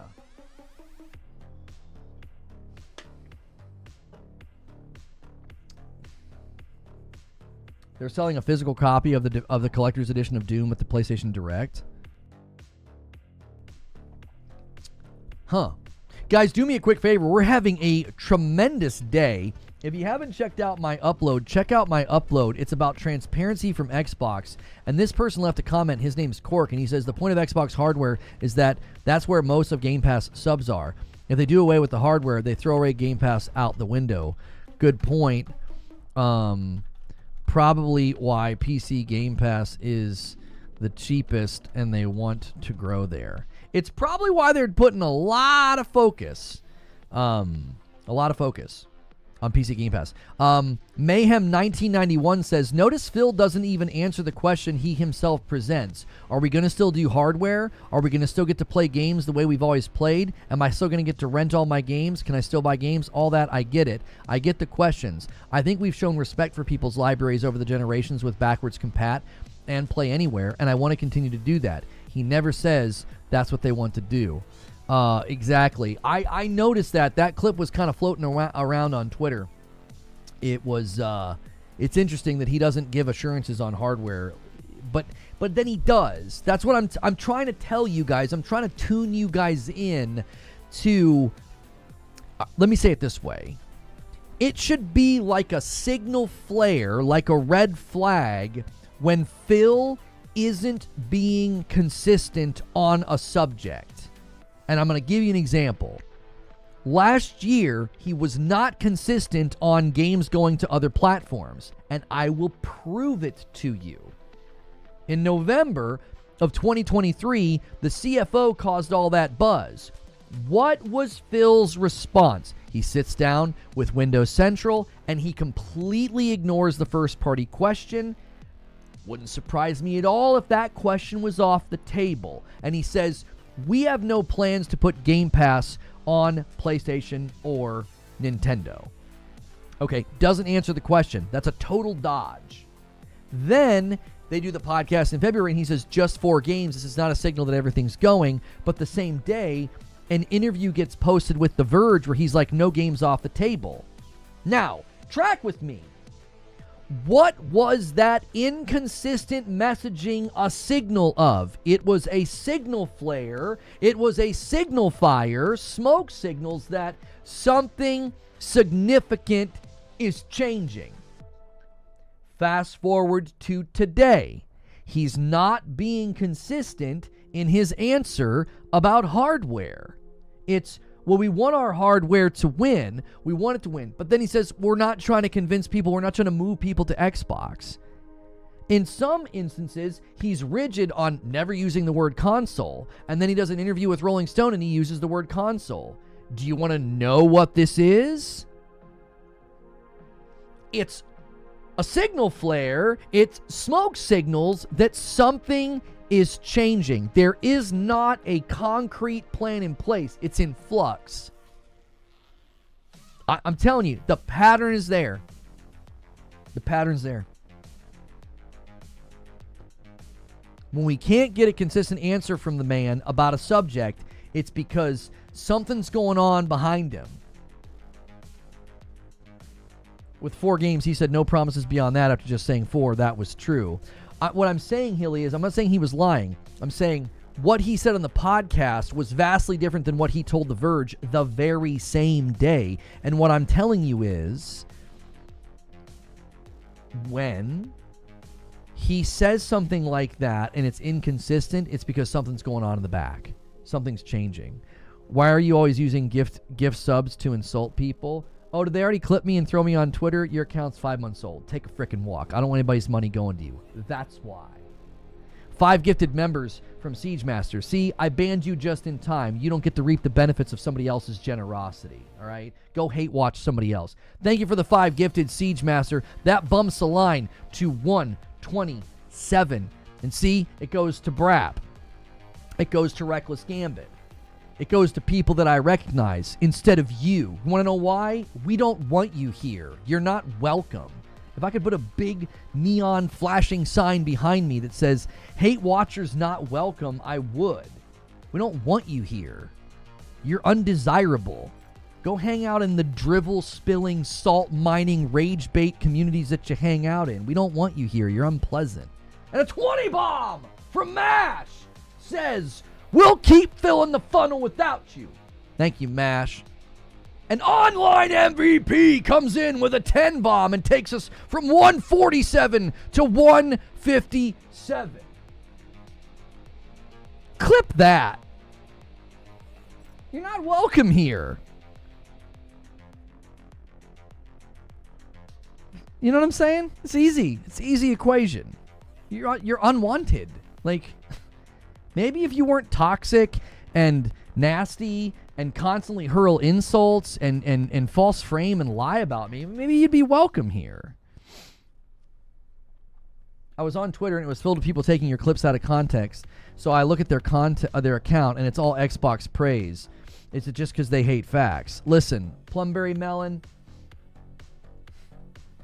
they've been doing it since the ABK trial. They're going to keep doing it. I've been doing content creation for 10 years. And something that's always interesting to me is the self-righteousness and the judgmentalism from people who are pathologically toxic. They hurl hate at me and harass me and stalk me every day. And if I ever clap back and say something, listen to how mean and offensive I was. Just, I hope everybody's okay with what I said. We don't want you here. You're not welcome. Ooh. He is so hateful. That's what they'll do. They're the kind of person that they see the videos of people getting like instant karma, and then all of a sudden they're upset. It's like they'll smack, slap, punch, kick, scratch somebody, and then when the person shoves them back, they're like incensed that they got shoved back. That's what they are. That's what they are. Like, they don't want equal treatment. They don't want equal treatment. I'm so mean and so toxic. I ban people that come in here and start crap. Like, ooh. Toxic people assume you are toxic because they assume everyone's toxic. They don't understand that mildly healthily. The emotional maturity of a toddler. That's right. Count Quackula left a comment on my video. He says, focusing on Game Pass and conditioning your fans not to buy first-party games is what's destroying the brand. Turned them into a publisher real quick. You guys remember all the dialogue we had about fostering a culture of non-purchase and why I said it was a problem and what it would lead to? Perfect Image says, read again, trust me. What'd you say? Oh, you're talking to somebody else. Okay, I owe you guys a 10 bomb. You're brutally honest. And people hate honesty? No, I don't think people hate honesty. I think fragile people hate honesty. That's what I think. Here's a 10 bomb that I owe you. I don't think people hate honesty. I think mature adults like honesty. I think fragile children don't like honesty. There's a difference. There's a big difference. Jack Garland says the biggest problem with Game Pass is the fact that there still exist people willing to purchase their games. Zubair says, what's brutal about it? I just feel like the convos aren't mean at all. It's just a discussion of what's happening. I think this puts on display the fragility of it all, Zubair. The last couple of days, I've taken a completely different approach. I'm like, why are you saying that? What brought you to that position? Why do you believe that? And they're like, why am I being attacked? And it's like, what? I'm just asking you to back up your position. Making claims about revenue or profit. And I'm like, can you point me to where you got that information? I don't know why I'm being attacked. What do you mean? No one's attacking you. We're just wanting to know what's going on. Not hate watching, been listening to you the past week or so. I love the gaming discussion. I did react to your Elden Ring rage, but it was not malicious. I love Souls games and good rage. The reason that I don't receive rage reaction content well is because, this is maybe my own personal issue, I don't like getting that angry. I view it as like, that's me at my worst. And when someone's going to make content out of me at my worst, I don't find that to be in good faith. I find that to be underhanded. Like, I don't have a whole lot of respect for people that use others' content to begin with. It's like, there's a good way to do it, and there's a bad way to do it, and I feel like there's almost nobody doing it the right way. Also, it's really hard to see the forest for the trees when it seems like everybody's attacking you. It seems like I'm on thumbnails everywhere, looking like a buffoon, being called a retard, being called all these names. So the minute you throw me on your thumbnail and your content, I'm immediately going to be like, okay, fine. Well, you're in that bucket. How am I supposed to tell the difference? I don't have time to do a research project into, well, did this person represent me fairly? And did I don't watch any of it. I just see the thumbnails and it just feels opportunistic, and I just am like, I don't want anything to do with that. I understand you're attacked relentlessly. Right, like, Skeeter, thank you for the gifted. This is what I said, right? And I was probably too harsh about your content. I hadn't watched it, which was unfair to you. I remember this distinctly. And that was unfair to you. But it's so difficult not to get jaded and think, well, everybody's just taking a chunk of my flesh. Everybody's just taking a chunk of my flesh. Especially when the comments turn into, we've seen you rage, you look like a... Like, people watch that video and then they come and hurl hate at me. So it's like, it's so difficult to know, is this person treating me fairly? Did I add Skeeter? I didn't. Let me add Skeeter. I said during the entire ABK trial, I was like, man, we could be making some great content, but instead people wanted to call me names. It's like, I just wish that all could have gone differently. I didn't handle it perfectly, but when you've been canceled, right? When you've been canceled, it's really hard not to just immediately get defensive when people start gunning for you. I've been canceled at a level that I hope nobody ever experiences. It is absolutely debilitating, destabilizing, and untethering. It's traumatic to go through what I went through. And then when people start kind of doing it again, it's like you just are going to... I'm going to wall up and get defensive immediately. Which is both fair, but also not necessarily the right approach. Right? I can kind of acknowledge the nuance of, like, it's fair for me to get defensive, and it's, it's for people to understand, like, why I would get so defensive and so activated. Especially when some of the people that did it knew my past, and they knew what I went through, and they just poured the gas on. That seems really sinister. That seems really sinister, to get close to me and to know what I've been through and to know how hard it's been and to turn the heat up and to turn me into a punching dummy. It's like, I don't know. That just feels really sinister. It feels really unloving and really unkind, I can't see the forest for the trees because I don't look at them. I just can't afford to do it. I feel like every other week, there's a new claim or a new video or a new quote being misrepresented. That's just kind of what the theme seems to be. And I'm doing my darndest to just ignore it and move on. But it comes up a lot. And listen, it's even frustrating in these circumstances that we're in today. It's like, yo, 5-bomb from Sir Lightstorm. Thank you. It can be frustrating even in circumstances like we've been in today, where it's like, man, oh man, could we just talk about, Avowed? Could we just talk about, all the games from the State of Play? There were so many good-looking games there. It's genuine. It's genuine. I'm genuinely excited for so many of those games, and I don't care who showed them to me. You left Twitter a while ago. It's terrible. I literally post and mute a lot of the times. I just can't take it. I don't even want to see it. I just mute the tweets. It's just bad. They clipped me ratting them out yesterday, says FCat.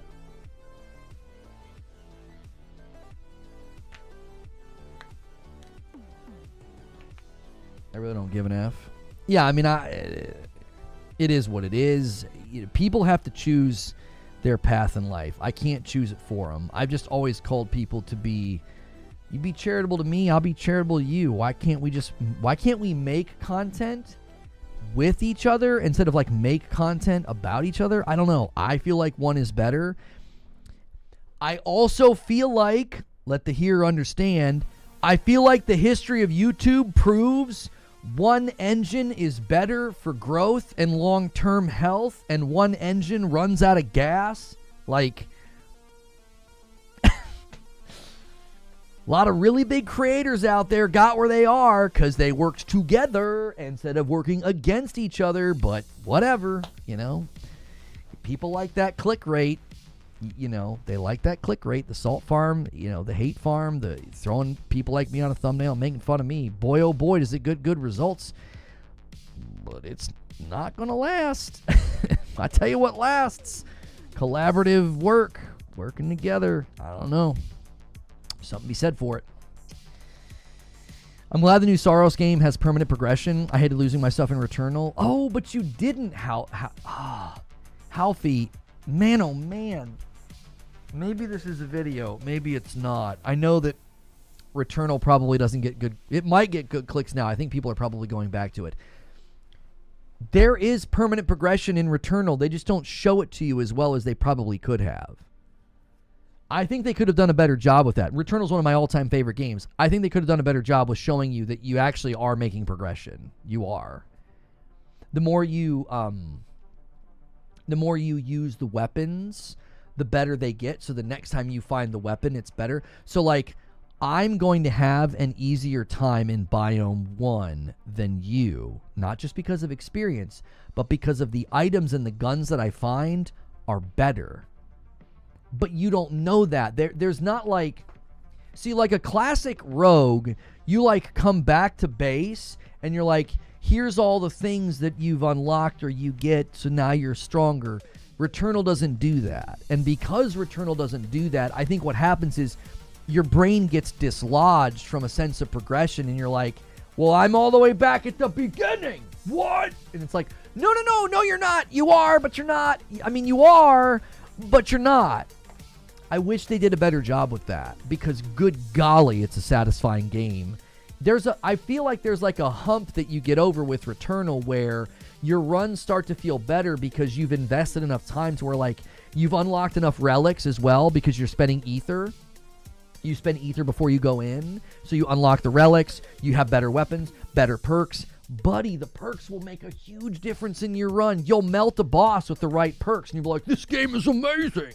Until you get those perks, you're going to feel the game I'm not making any progress. You think, this is it. Track with it, clip it, ship it, button and zip it. You think progression is dependent upon your skill, but it's equally dependent upon your investment in the game and unlocking things. That's the mistake people make about Returnal. You think progression is solely dependent on my skill and not making mistakes in the fights. And it's yes, but it's way more than that. Your progression is equally dependent upon the relics that you unlock, the perks that you unlock and make more powerful, the data cubes, all of that is also linked to your ability to progress. It's not all on you. And I think that people feel that weight of like, it's all on me. I made a mistake in the boss fight, now I got to go back again. It's like, it's not all on you.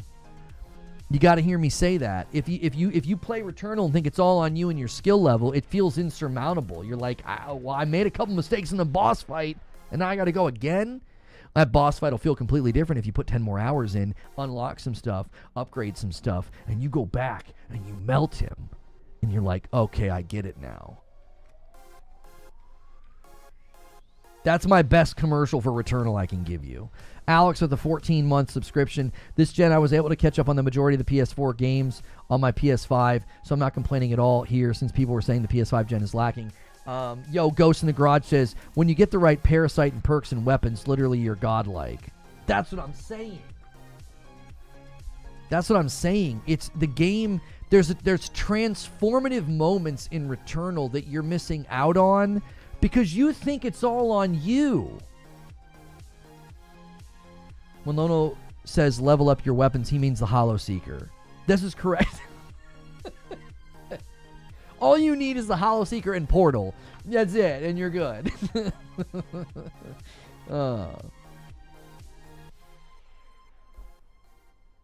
It's not all on you. Hear me speak. Subtle progression is subtly peak. Oh, I'm not trying to rap. Sometimes I couldn't find the weapon that I really wanted or upgraded. That can be frustrating if, like, you're really, really wanting to... if you're really honestly wanting to... progress a weapon, you've got to find it, which can be frustrating. FCat says, you want a name drop? I will. Your click is mental. Listen, I've said for years, I said this after everything happened in 2020, and I've said it recently. I am quick, maybe too quick. I'm a little bit like a puppy, okay? I'm very quick to forgive because of my beliefs, but also it's really intermingled with, like, I'm a people pleaser and I like to be liked. I like to get along with people. I do. I think getting along with people makes arguments more fun. Like arguing with Doc Dark and 30 and So Gaming the couple of times that we did, it was more enjoyable because you know there's like a durability to the friendship and you're not like, oh yeah, we're going to be enemies tomorrow. Like, I'm a little bit like a puppy. It's like, I'll forgive you the minute you're like, hey, you know, let's bury the hatchet. I'm like, let's do it. Let's bury the hatchet. Let's just freaking forget all this. But I don't know if anybody's ever going to feel that there's a way to do that. I don't know. I've always said that offer is out there and extended, and you know, who knows? Maybe I need to go purge and unblock everybody and just be like, you know what? If you're going to attack me, I'll just mute you, but my DMs are always open. You know what I'm saying? I've never, ever, ever liked the idea of like the eternal, ever-present vendetta or you know, enemy, like having enemies. It just is so exhausting. I'm just here to have a good time and make content, man. Like that's all I've ever wanted to do. From 10 years ago when I started streaming Ori and the Blind Forest and then Borderlands, like I just never wanted to get in all this nonsense spats, and I just feel like everybody's just so dadgum insecure. They just can't. It's like everything's got to be a competition, and I'm just like, oh.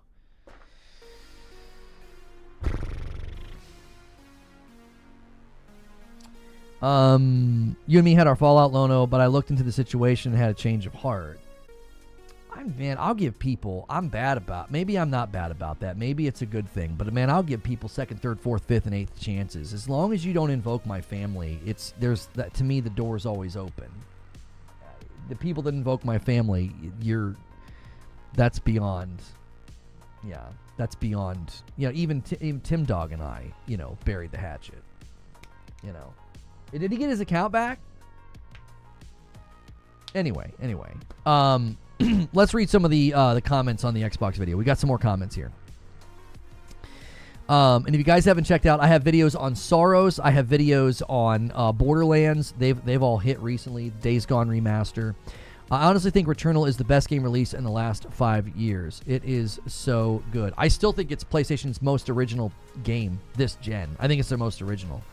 Angry Pete on the Soros video says, my biggest issue with Returnal was the meta progression was too slow. The runs were too long. Didn't feel like enough progression.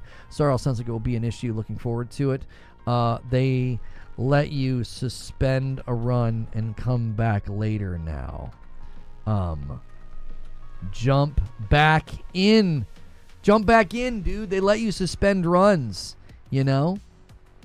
There's a difference between you when you do it for the love of the game and you do it for the clout and the money. Is Returnal replayable or is it that unbearable? I've put almost 70 hours into it. I love it. It's plenty replayable. Magic left a comment and said, I understand why during showcases from platform holders they only show their respective logo. I get it, but I never liked it because just go and look up the exclusive or not specifically if it's a new title. They should always use these events to showcase games. But I find it odd they can't just be honest. PlayStation only cares about PlayStation. It's just business. It's just business.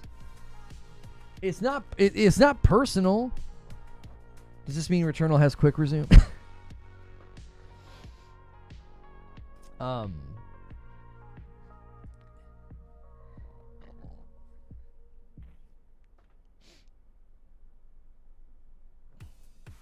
What was I going to say? My train of thought got broken. Yeah, it's just business. PlayStation just cares about PlayStation. They're not going to invest in a 46-minute state of play and let you know, oh yeah, by the way, a lot of these games you can get on other platforms. They're not going to do that. They're establishing the value of their platform. Brett says, I have nearly 500 hours in Returnal. Wait. Man. I'm casual dad gamer. I thought 70 hours was pretty good. Close to 70 hours was pretty good. Oh, I've been selected. Sweet.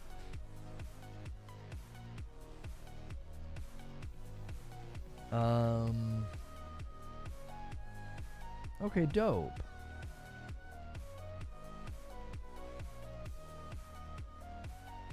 Oh, great. There's a new chat feature I'm going to get to test out. Cool. We definitely need the chat to be updated in a variety of ways. So, guys, do me a favor. If you haven't hit the like button, hit the like button. There's still a ton of you here, and we can get to 400 likes. So, yeah.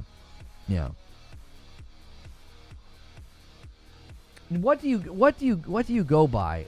What is your basic? Is basically your name? Is it Erica?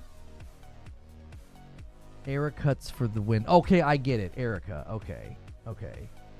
So, clearly stated, Erica, I went too far in my response to you back in the day. I didn't say your name, but when people told me about the video and I said disparaging things about your content, that's not something I like to do. That's not something I want to do. So, I genuinely am sorry. Shouldn't have done that.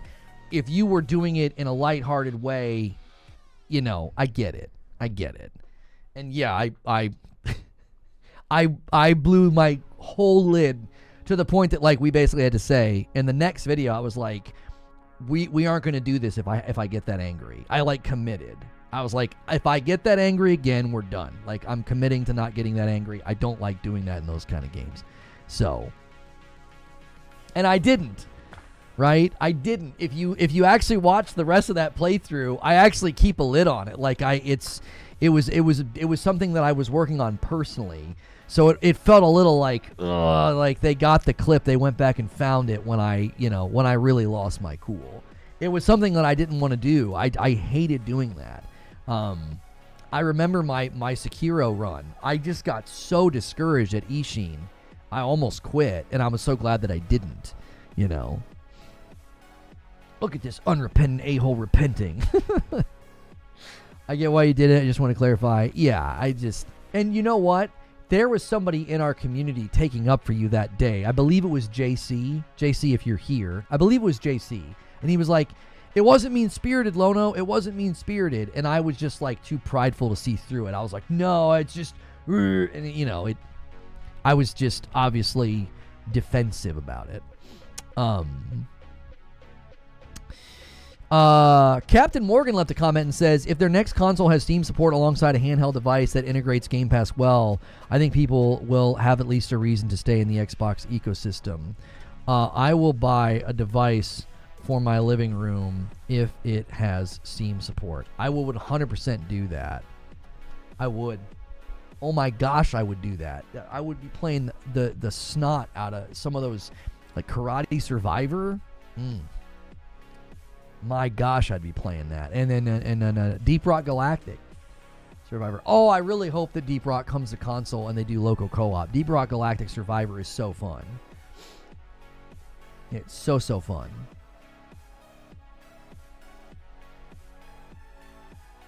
I also allowed after beating Ishin. Took 10 hours. I almost couldn't take a breath until I realized it was truly over. I needed it to be truly over.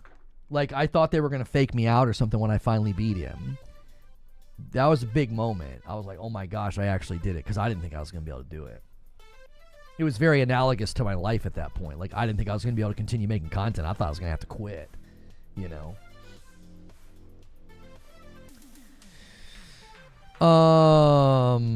Lono, we can build you a tiny PC running something like SteamOS for your living room. That's not what I want, though. A lot of people go at you, so I get it. I have a good rage now and then, so it's fun to see others rage because it's like a bonding thing. Like, we all know how it is. Souls games cause rage. My most recent, like, I'm not doing this anymore was, like, very calm. It was Lies of P. Like, the swamp monster, I was like, I'm not doing this. I don't like the area of effect stuff. It just grates. It just absolutely grates. And so, yeah. I just put, and I was bummed to do it. I was really enjoying Lies of P. 27 something hours, 24 hours, somewhere in the 20 hours range. I was genuinely bummed that it went the way that it did.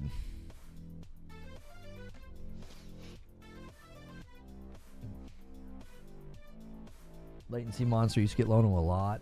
Yeah, we were doing something with my capture cards that was causing me issues, and we figured it out. Because I would play Sekiro in my living room, and I was like, I'm like 10 times better in my living room. Why is that? And then I would play in here, and I'd have all this input delay. And I'm like, I would tell chat, I was like, I swear to you, I'm hitting the button. And I had my capture method configured wrong or something, and it was adding all this latency. You know what I really want? I'll tell you what I really want. I want a monitor with HDMI out. That's what I want. Honestly, I that's with some of the more challenging games coming out, as well as games that do like HDR and all this other stuff. It's like, is there a monitor with HDMI out? Because like, I would much rather plug my PlayStation or my PC right into my monitor and then just send it out to the capture card. Like, you guys would still get what you should. Still get great, you know. And people are like, well, get a splitter. The splitter could still add latency. It still could add latency, even if you get a splitter. I don't know if there's like zero latency splitters out there, but I don't know. That's what I wish I could do. What about an HDMI splitter? Yeah, I'm not educated on this. Are there literal like zero latency splitters? Are there USB-C capture cards that allow daisy chaining? I don't know.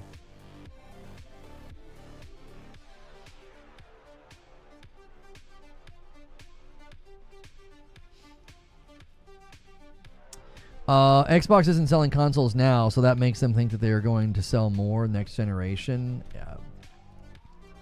Yeah, that's a little comical for sure. The Mad Lad Chad says, the way I interpret what he said is basically that they want to get games to people regardless of the platform, but that doesn't mean that they are abandoning the platform. I took it to mean he wants the hardware, be it a console or a handheld or some kind, to stand on its own merits. I think you are right, but it still feels like the plan is ever changing for hardware. I still feel like the plan is ever changing. It does not feel, I don't know. I can't get a beat on what they're trying to do, which means it feels like it's changing. Snakester says we need to have dedicated legendary drops on launch, not waiting till a future patch, and maybe have the drop rate for legendary lowered. Loot pool needs overhauled for sure. That's on the Borderlands 4 video. The Xbox strategy evolved significantly under Spencer's leadership from a console-centric focus to a multi-platform approach with Game Pass, says Citizen JV. While flexibility is important in a dynamic industry, some shifts have been accompanied by contradictory statements. For example, initial pledges for console exclusivity have been softened over time, raising questions about consistency of messaging for the long-term vision. Exactly why I doubt the hardware assurances. It's exactly why I doubt the hardware assurances. 100%. One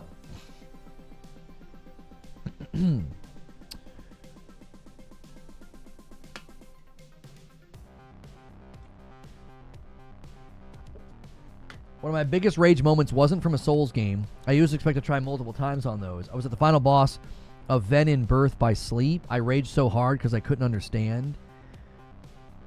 Yeah, Nine Souls did that to me. I did not expect Nine Souls to be Sekiro, a 2D Sekiro game. Like, Nine Souls got so unbelievably hard, and I was only like halfway through, and I'm like, what the frick is going on? And people were like, oh no, yeah, it's basically platformer Sekiro. It's ridiculous. It's like a rhythm game in disguise. Nine Souls will beat the tar out of you, and I wasn't expecting it. So when your expectations are, well, this is going to be like a fun, chill romp, and all of a sudden it starts to get really hard, like, that was very, very unexpected. Nine Souls is rough. I haven't gone back. Some of the fights, you are just quite literally memorizing the rhythm. It's like ping, ping, ping, ping, ping, ping, ping. My turn. I get to hit you once. I think my biggest criticism of Nine Souls is the punishment windows are microscopic. They're microscopic. It's like, I just perfectly blocked 6 really difficult attacks in a row, and I get to hit you once?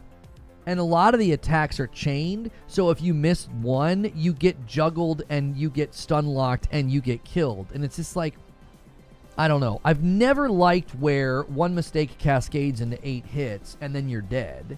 And I also don't like where it's like, where's my punishment window here? Like, And there are builds in Nine Souls. I watched some of the videos of the guys that do low, no damage runs, and they basically make themselves a glass cannon because it's like they have to output tons of damage because they don't want to have to deal with it.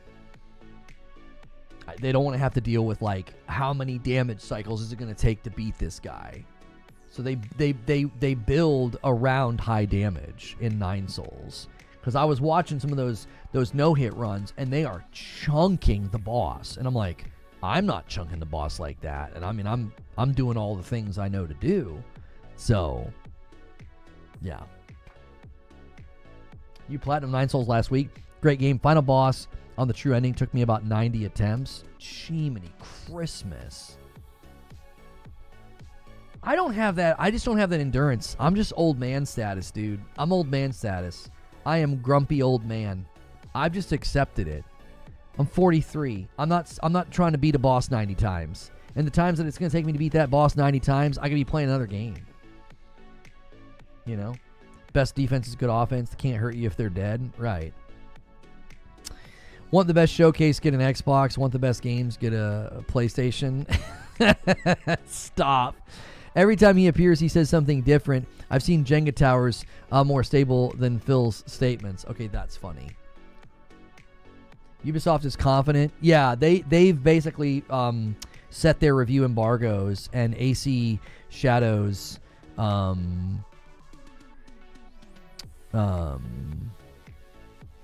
AC Shadows is their confidence hitting on March 20th. They've set the review embargo dates. Yeah. Yep. The sooner people realize that they are not the epicenter of gaming universe, the better. Customer acquisition and lifetime value means getting more games. That's exactly right, Lobo. I'm so ready for Saros. Same. I appreciate you guys going and watching all the uploads. We got an upload on Saros. We got an upload on Days Gone, on Borderlands 4. We've got an upload on the situation with like Phil's interviews and all the things he's saying that I feel like are kind of contradictory. So been a fan since Borderlands 1. I even like the pre-sequel. Really? In Wonderlands. I have no hope for 4 with Randy Pitchford at the helm. Pitchford hopefully got out of the way. I hope he got out of the way. I think he's been part of the problem at Gearbox for a while. Like, he didn't want to become the Borderlands company. Hopefully this year. He didn't want to become the Borderlands company, so then they made frickin' Battleborn, which was just such a giant mistake. So Silver Subaru says, since the original Xbox to the Xbox One era, this has been my main gaming console. But with the shortages in 2020 to 2021 for both Xbox and PlayStation, I switched my main gaming to PC. Most of what I wanted to play was there, along with cross-platform games like Destiny and COD. But then it seemed to be disappointing launch of Halo Infinite, and it seemed like Xbox had made some bad choices. Then we learned about Microsoft contract policy, and things became clear. Microsoft was more responsible for the failure of some games and somehow managed to throw the blame on the devs rather than the failed 18-month contract policy. You would think that they would learn from their lessons, but even in the last 6 months of rushed launches, you would seem to think that they haven't learned. I think Microsoft needs to let the game devs be able to hire for the duration of the project. Yeah, the contract policy is bigger than most think. I don't think people realize how acidic, I don't think they realize how acidic that the contract policy is to the creative work at the Xbox studios. Yoshida, the choice to lead indies or leave PlayStation. Yeah, we've talked about that quite a bit. I don't think people realize that, like, that's kind of 100% totally normal. Like,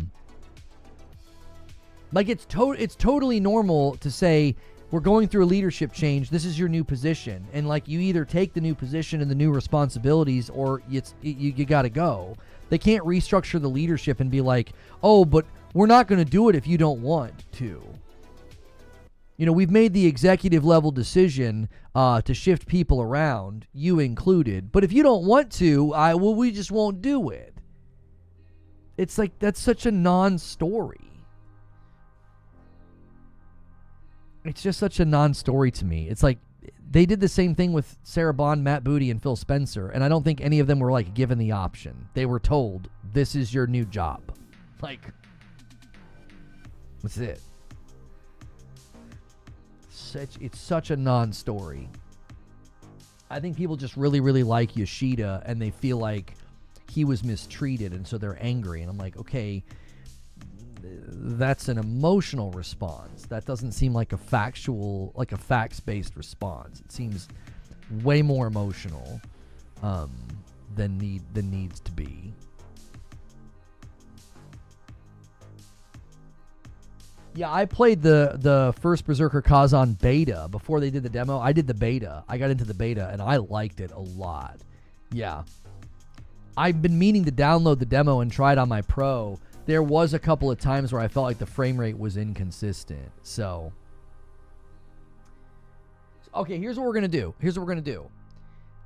You guys have until 1 o'clock. You have the next 30 minutes. If you guys want to extend the show, you can. We need to be on pace, and to be on pace is 200 members, which you guys could easily do that. There's a lot of super generous people here, and I'm already all paid up on the members that I owe. Double check that you don't have a membership renewal. You can also super chat, and that makes me gift members and add to the total. Also, let's try to get to 400 likes. So for the next 30 minutes, you guys can submit questions with the question command. You guys can do that all throughout the show. You can extend the show by gifting members, or sign up for yourself. If you want to support the channel directly, hit the join button. Make sure that you guys pick Member Plus. There's a second half of this channel with Morning Coffee and the Green Room. Those are live segments that you get into as a paying member. Yeah, review for Pirate Yakuza is not that great. I mean, it's hanging on to an 80. Yeah. That's one, Jack. I have this weird feeling that Pirate Yakuza is going to score way better with the users than the critics. It's just the general vibe I get from the game. I'm like, I think the users are going to really like this game, and the critics were a little bit more tepid. They were a little more like lukewarm to it. Like I think it's like a 79 or an 80 right now. I would wait and see. Is Avowed fully launched yet, or is it in the next 30 minutes? Is it in the next 30 minutes that it goes live? Yeah, it must not be live yet because the player count is at like, it hasn't spiked yet. It's at like 5,000. It's like down compared to the previous spots. Game Enthusiast says, good job with the Xbox transparency video. I appreciate that, man. Thank you.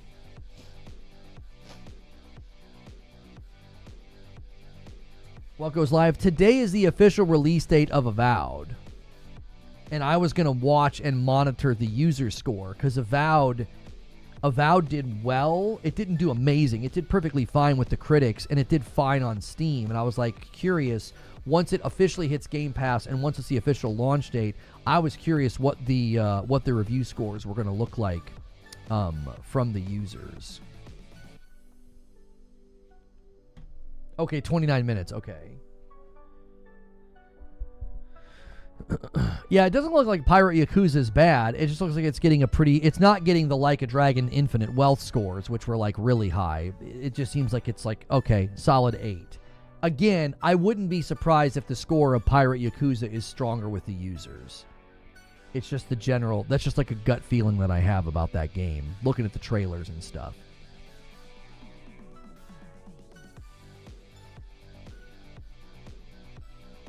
It seems like you have to hit him with the finisher to win. You have to hit him at least 3 beam struggles to fill the bar.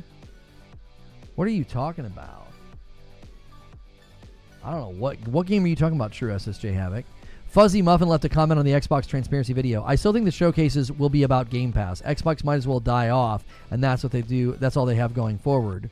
All the games will come to Game Pass, and that will be the only thing left for Xbox. A subscription-focused Microsoft will push Xbox to be the same. Any hardware pushes will only be if they can make a profit. Their loss leader to get into the funnel will die out. My gut says Game Pass slowly takes a back seat in marketing. You could be right, Fuzzy. My gut says Game Pass just starts to take a back seat. It's like I think the showcases are going to be about this game, this game, this game, this game. Now, hear me say this. They're still going to say play it day one on Game Pass, play it day one on Game Pass. Okay? They're still going to say that. I think they're still going to say that. But I don't think it's going to be as central as it has been in the past. I don't think Game Pass is getting them the results that they want. I think they want people to buy games. That is the key to their publishing efforts being successful.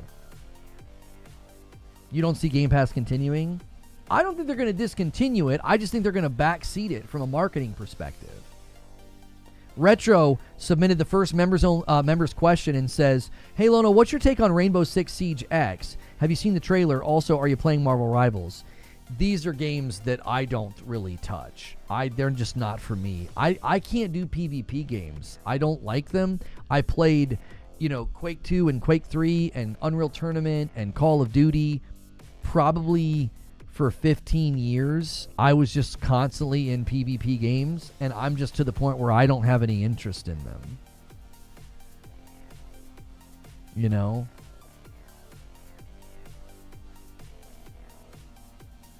I just don't have any interest in them. I get burned out almost instantly. Funny how people are upset with Bluepoint was making a live service God of War game, but now a multiplayer God of War game that came out a couple years ago is underappreciated. Elden Ring Night Rain's approach to multiplayer may look like Fortnite on the surface, but it shares a surprising amount in common with an underappreciated God of War game. Well, I don't think a God of War game with where things are now, I don't think it would have worked very well. I just don't think it would have worked very well. I think people need to remember that in order for a live service game to be successful, you need people in the funnel. And I don't think you would have been able to fill the funnel with players in a God of War live service game. I just don't know. It's in a massive... you asked a question for the chat, says Corey. You think Lost Soul Aside gets out of Elden Ring Night Rain's way, or does Sony release it the same day and hope that the single player action fan games carry it? Here's the question you would have to ask about Lost Soul Aside. You would have to ask, what's the reception of Elden Ring and Elden Ring Night Rain in the Chinese market? If PlayStation and the devs behind Lost Soul Aside determine that, oh, we're going to get the crap kicked out of us by Elden Ring, they may try to come back maybe a little bit earlier or maybe a little bit later. Because it's a China Hero Project game that's releasing on PlayStation and PC at the exact same time. And that's because they know in the Chinese market, like, PC is a bigger factor. The developer probably knows this too. So the China Hero Project games are likely all going to be PC day and date. Now remember, these are not PlayStation first-party studios or first-party property. These are publishing efforts to grow PlayStation's presence in the Chinese market. How popular is Night Rain amongst the general public? Yeah, I don't know. It's Elden Ring, so it's hard to say. What's a harder game, Sekiro or Elden Ring? Sekiro. You could probably objectively argue that Sekiro is harder because in Elden Ring, you can overlevel and make a busted build and melt a boss. You can't do that in Sekiro. You either beat Ishin or you don't. You either beat Madame Butterfly or you don't. There is no like, oh, do this cheese build and kill them fast. It's you.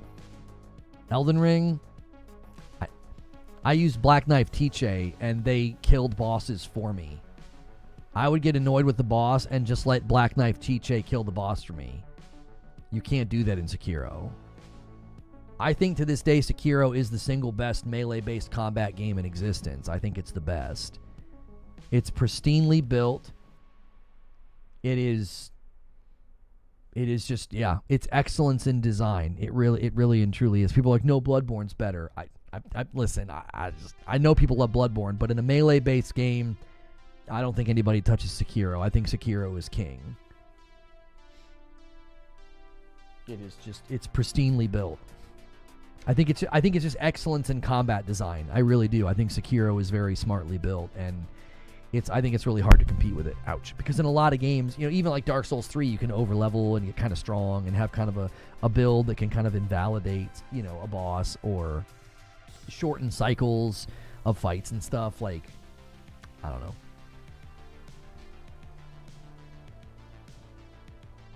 They should have ditched the aside in the title and just called it Lost Souls. Or Lost Soul. Lost Soul Aside. No, I think Lost Soul Aside makes it clear it's not a Souls game. Isn't Lost Soul Aside the game that was being built by like one guy or something? Crazy?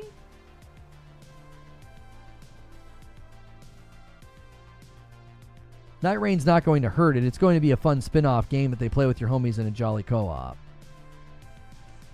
Lona, you're a lot quieter than usual. Did you change your mic sensitivity? No, I've not changed anything. Everything's the same. I've had people say that I'm quieter, and I don't know what it is. Let me check system sounds and see if Windows did something funny. No, same volume. I've not touched anything. All right, guys, you got 20 minutes. In 20 minutes, we're going to go to the green room. Now, you can extend the show. We need 37 more members to extend the show. We got to be on pace for the member goal to extend the shows. I typically keep the shows around 2.5 to 3 hours, but it's been really fun extending lately. We just turned into like a members AMA. You guys can like ask me any questions. We can get on kind of like non-gaming subjects and stuff. And I leave the stream in your hands. So I go to another YouTube video and it's louder. I've noticed that, and I don't know what to tell you. Like my audio is maybe I do have it.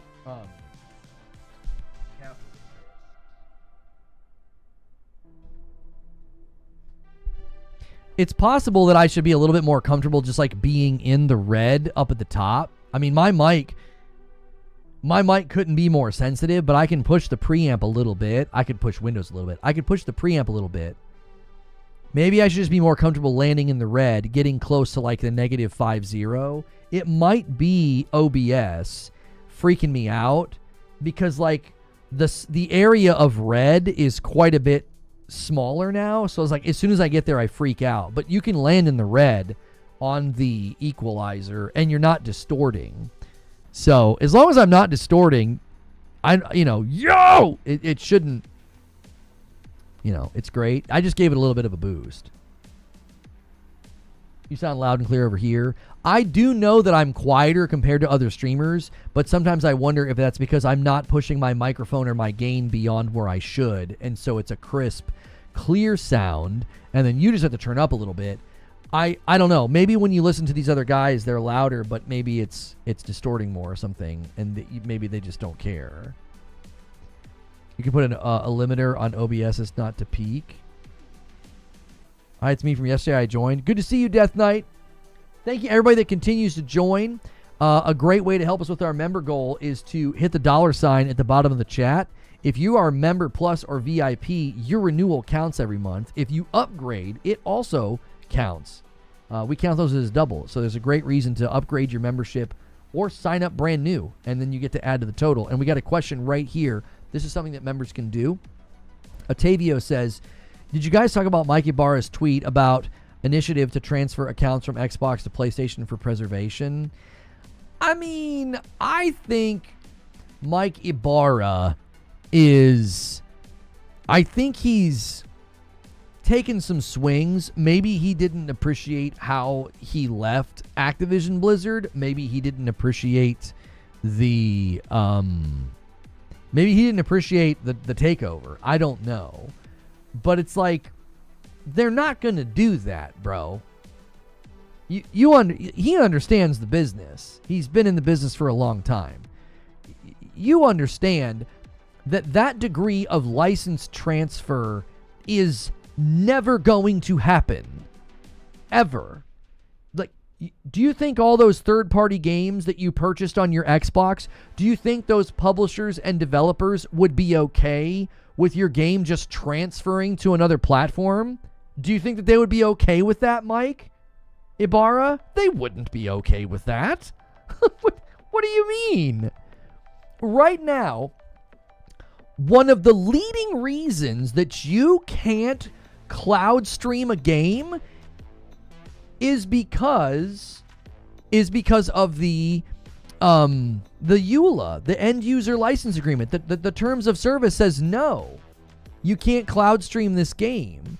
So for Mike Ibarra to think that like there'd be some way to transfer your library, that's not even, he knows that's not possible. Is your mic bouncing in the red now? I'm getting some distortion. It's not going past -5 dB, so you shouldn't be getting distortion unless I go above 0. Let me listen. Microphone check 1 2 1 2 1 2 1 2 1 2. I tell you what I could do. I could give less on the Focusrite and more on the mixer. That might get us where we want to go. That might clean it up. I don't think you want to push the Focusrite too hard. I can feed the Focusrite more volume and it'll be a more pure sound. It's just constant on some of the louder tones. Yo, you can't do that. Yeah, I don't think that's distorting. I love my PS5 Pro. It's so fast. All them frames. Phil just changed his position to Microsoft Gaming. That I know people are seeing that on Twitter. Listen to me. He was given that title at the end of 2023. That's not a new development. He just, for whatever reason, didn't update his Twitter. I don't know if he waited until now to do it, because like everything's supposed to start happening, and he wants it to be clear that like, yeah, I'm not in charge of Xbox anymore. I'm head of gaming. I don't know. Of course, he's taking swings. He went to ABK to get away from Microsoft, and then Microsoft bought ABK. Reading comprehension? I mean, what did he say exactly? I didn't read what he said, but like, I feel like he was taking a swing. Like, he was basically saying, so many people are going to switch teams, they should look into letting people like migrate their accounts over. And that feels like you're taking a swing. He cannot honestly think that that's a possibility. He cannot think that that's a possibility. That would be a licensure. That'd be a license transfer nightmare. Do you know when the Xbox Showcase is? It'll be the week of Summer Game Fest like it always is. It'll probably be on the Sunday after Jeff Keighley. Jeff Keighley will kick off the event. There'll be a future game show. There'll be some indie shows. And then that Sunday will be the Xbox Showcase followed by the PC game, the game show. That's how it typically goes. I think PlayStation's going to do a showcase late May, and I also think that's when the GTA 6 marketing kicks up. They might actually have a marketing deal with GTA 6 that I've been hearing about that we'll see evidence for in May is essentially what I've been told.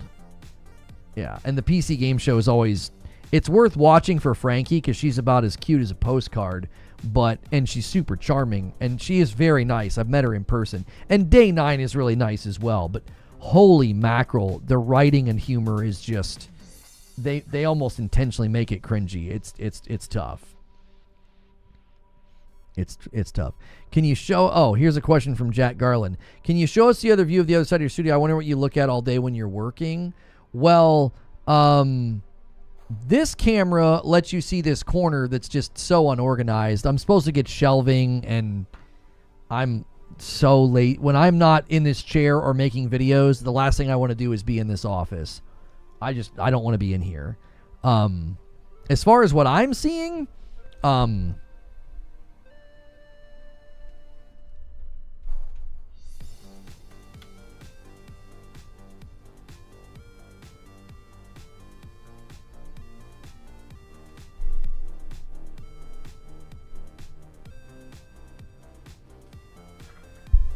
bunch of monitors.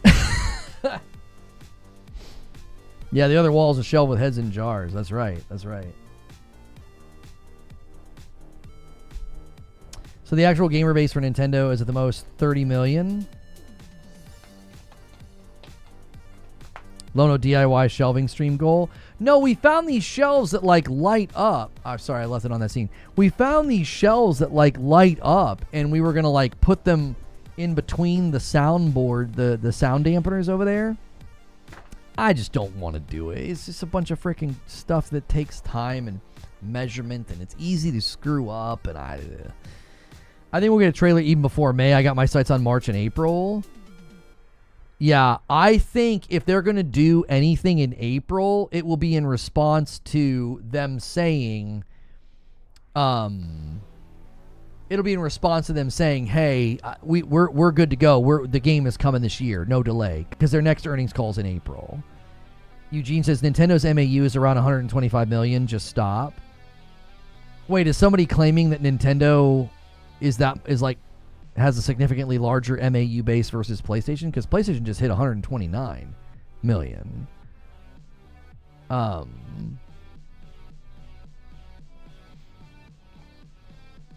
60 million are bought by adults for their kids, the parents who don't even play. I'm not a huge gamer. It's not a huge gamer base on Nintendo. What? Nintendo user base is huge. He's saying Nintendo is small? Are you insane? Nintendo is a leviathan in the industry. Huh?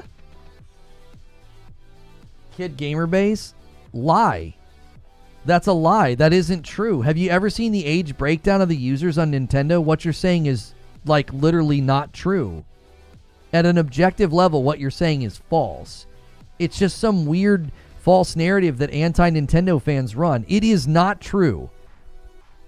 The Nintendo user base age breakdown. Nintendo Switch user base age breakdown. Have you ever seen this? Parents buying consoles are for their kids, okay? You can't prove your claim. Your claim, listen, I don't mean this in a mean way. Your claim is stupid. You don't have a way of proving your claim, brother. Look at this. You couldn't, if you were more wrong, you would just be typing something that's unintelligible. We wouldn't be able to read what you're saying. Buyer ages and genders. Usage by household. Email survey targeted persons who had associated a Nintendo account with their Nintendo Switch. The email was sent to roughly 600,000 people. The response rate was about 11% as of October. The question was, what is the age and gender of the person in your household who had the strongest desire to purchase the Nintendo Switch? And look at the percentage, brother. Look. Aged 16 to 18 starts here. Right?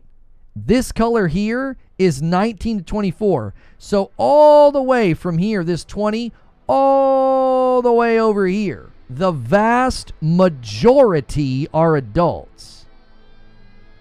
It is not even close. I'm the 3%. Yeah, meet Jack. I'm holding on. I'm 43. I'm still here.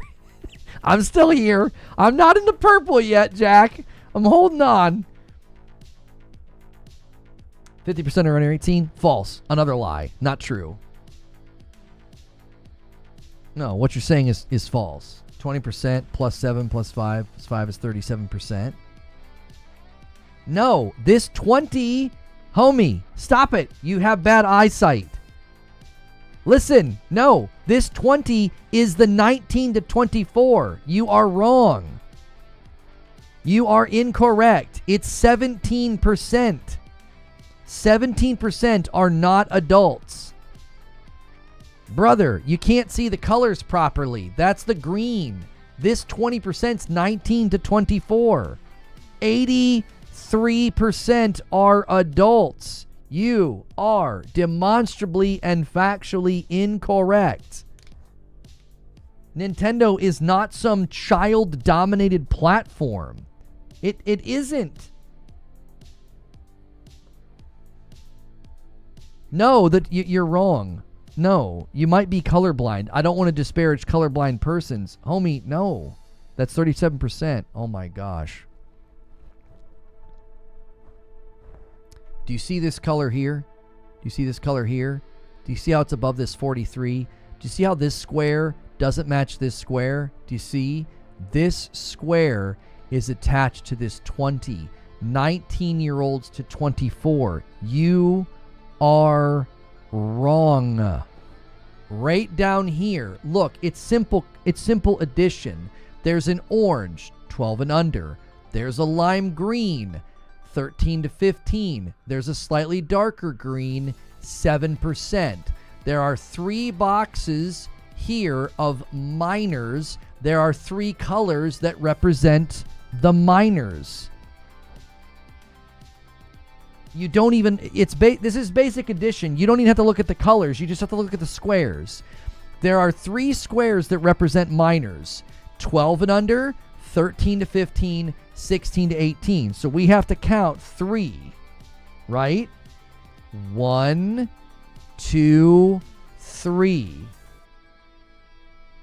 13 to 15 is 20%. That's a minor too. Oh my gosh, no. I can't, this is so frustrating. You're either being willfully stupid or you're actually stupid. Homie, there are 3 boxes that represent minors. Age 12 and under is right here. Age 13 to 15 is right here. Age 16 to 18 is right here. The first 3 boxes are minors.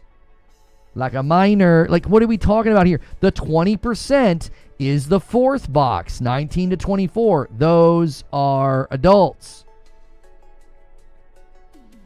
Good golly. How can you not see this?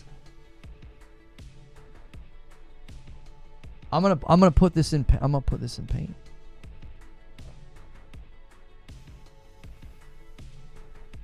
Green is 16 to 18.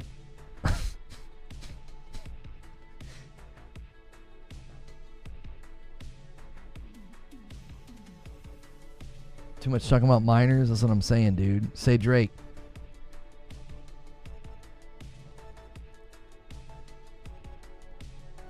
Now here we go. Can I mark in here? How to edit with designer.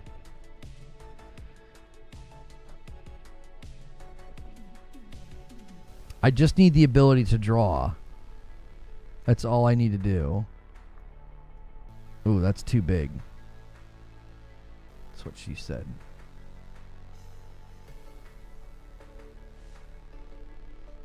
Okay, here we go. All right, you ready? Are you ready for this? You ready? Okay. That one goes there. Yeah. This one goes here. This one goes here. This one goes here. This one goes here. This one goes here. This one goes here. Isn't that amazing? Isn't that amazing? Every color, every box has a share of the graph. That's amazing. That means that this to this is all adults. These are adults. These are not. This is 17%. This is... That 8 is terrible. Holy frick. That looks like somebody was writing it on a minecart. 83%. Now do you see? He conceded. Thank God.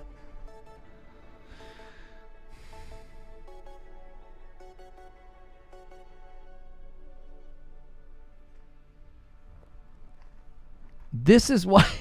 Listen.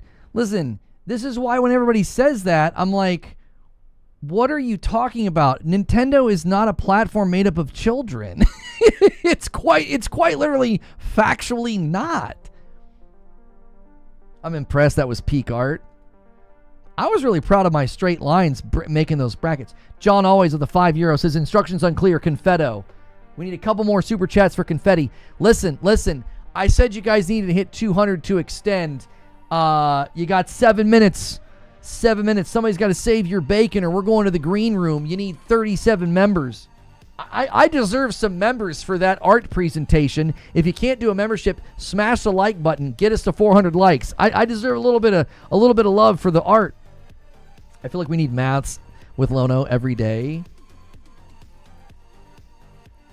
He just said it's the parents who are playing the console.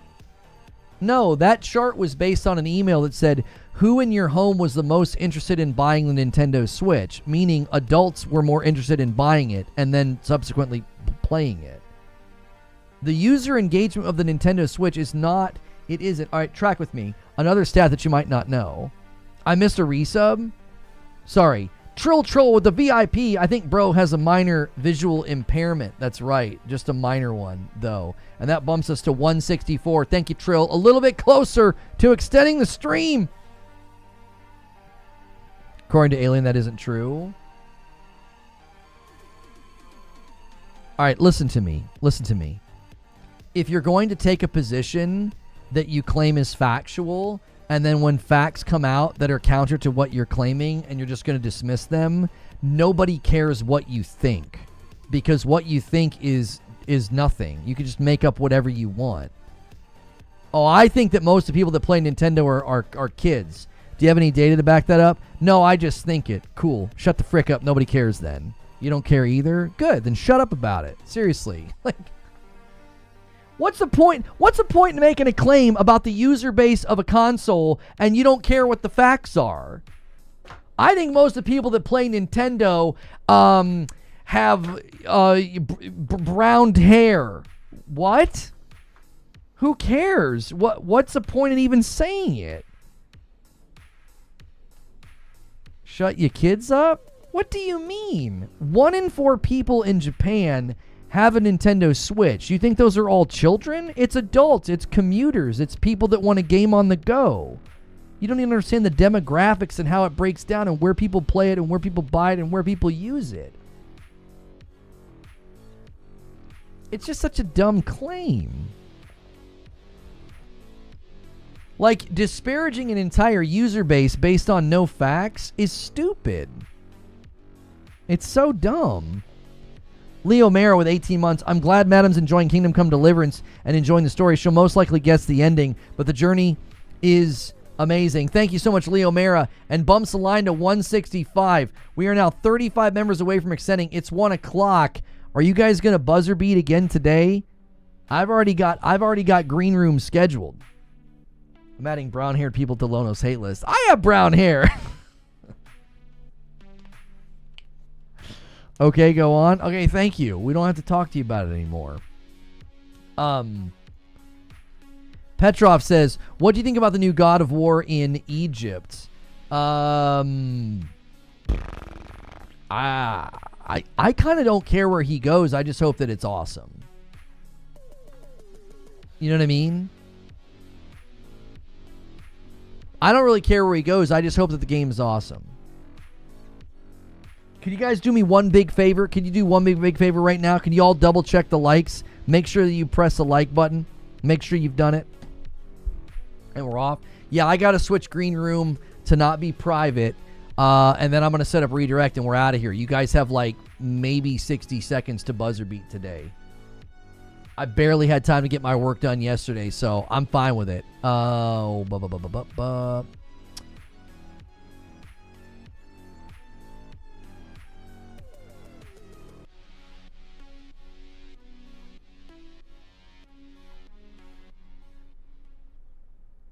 Okay, 1 o'clock. I've scheduled it.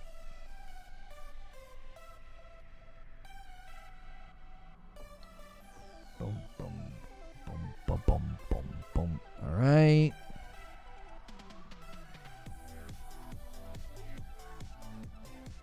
Okay. All right, I'm setting up redirect. I'm going to spam a link in just a second.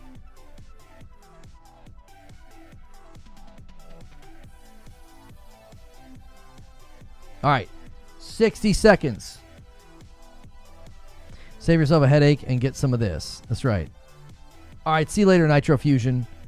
Who cares about playing as the God of War? I played all the Yakuza games, and that dude was never a Yakuza during those games. I don't want to do, oh, I'm not going to make it. I don't want to do a restroom break at the start of the green room. I'm going to hit some ads. I'll be right back. Smash the like button. I'll be right back. You guys get a little bit of extra time to extend. I don't want to do that right at the beginning of the green room. Okay? I'll be right back.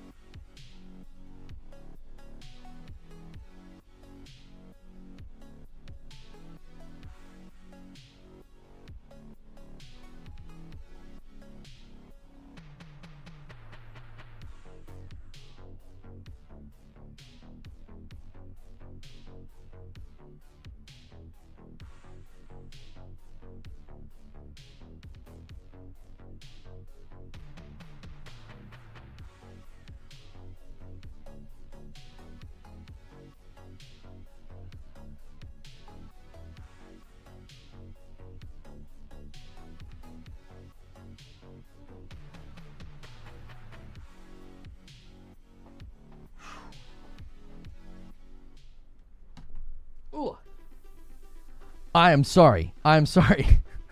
We got back on the dark roast in the mornings, and like, I don't know, it tastes so much better. Like, I like the Frickmas blend, but I wasn't drinking all of the Frickmas. I'm like guzzling the dark roast, like, and all of a sudden afternoon hits and I'm like, bro, I'm not gonna make it. I gotta use the restroom. Oh man. Okay. All right, let me. Oh, there's a day one patch for Avowed that fixes some crashing and stuff. Nice. Okay. All right, I'm gonna spam a link. We're gonna get out of here. That's the green room.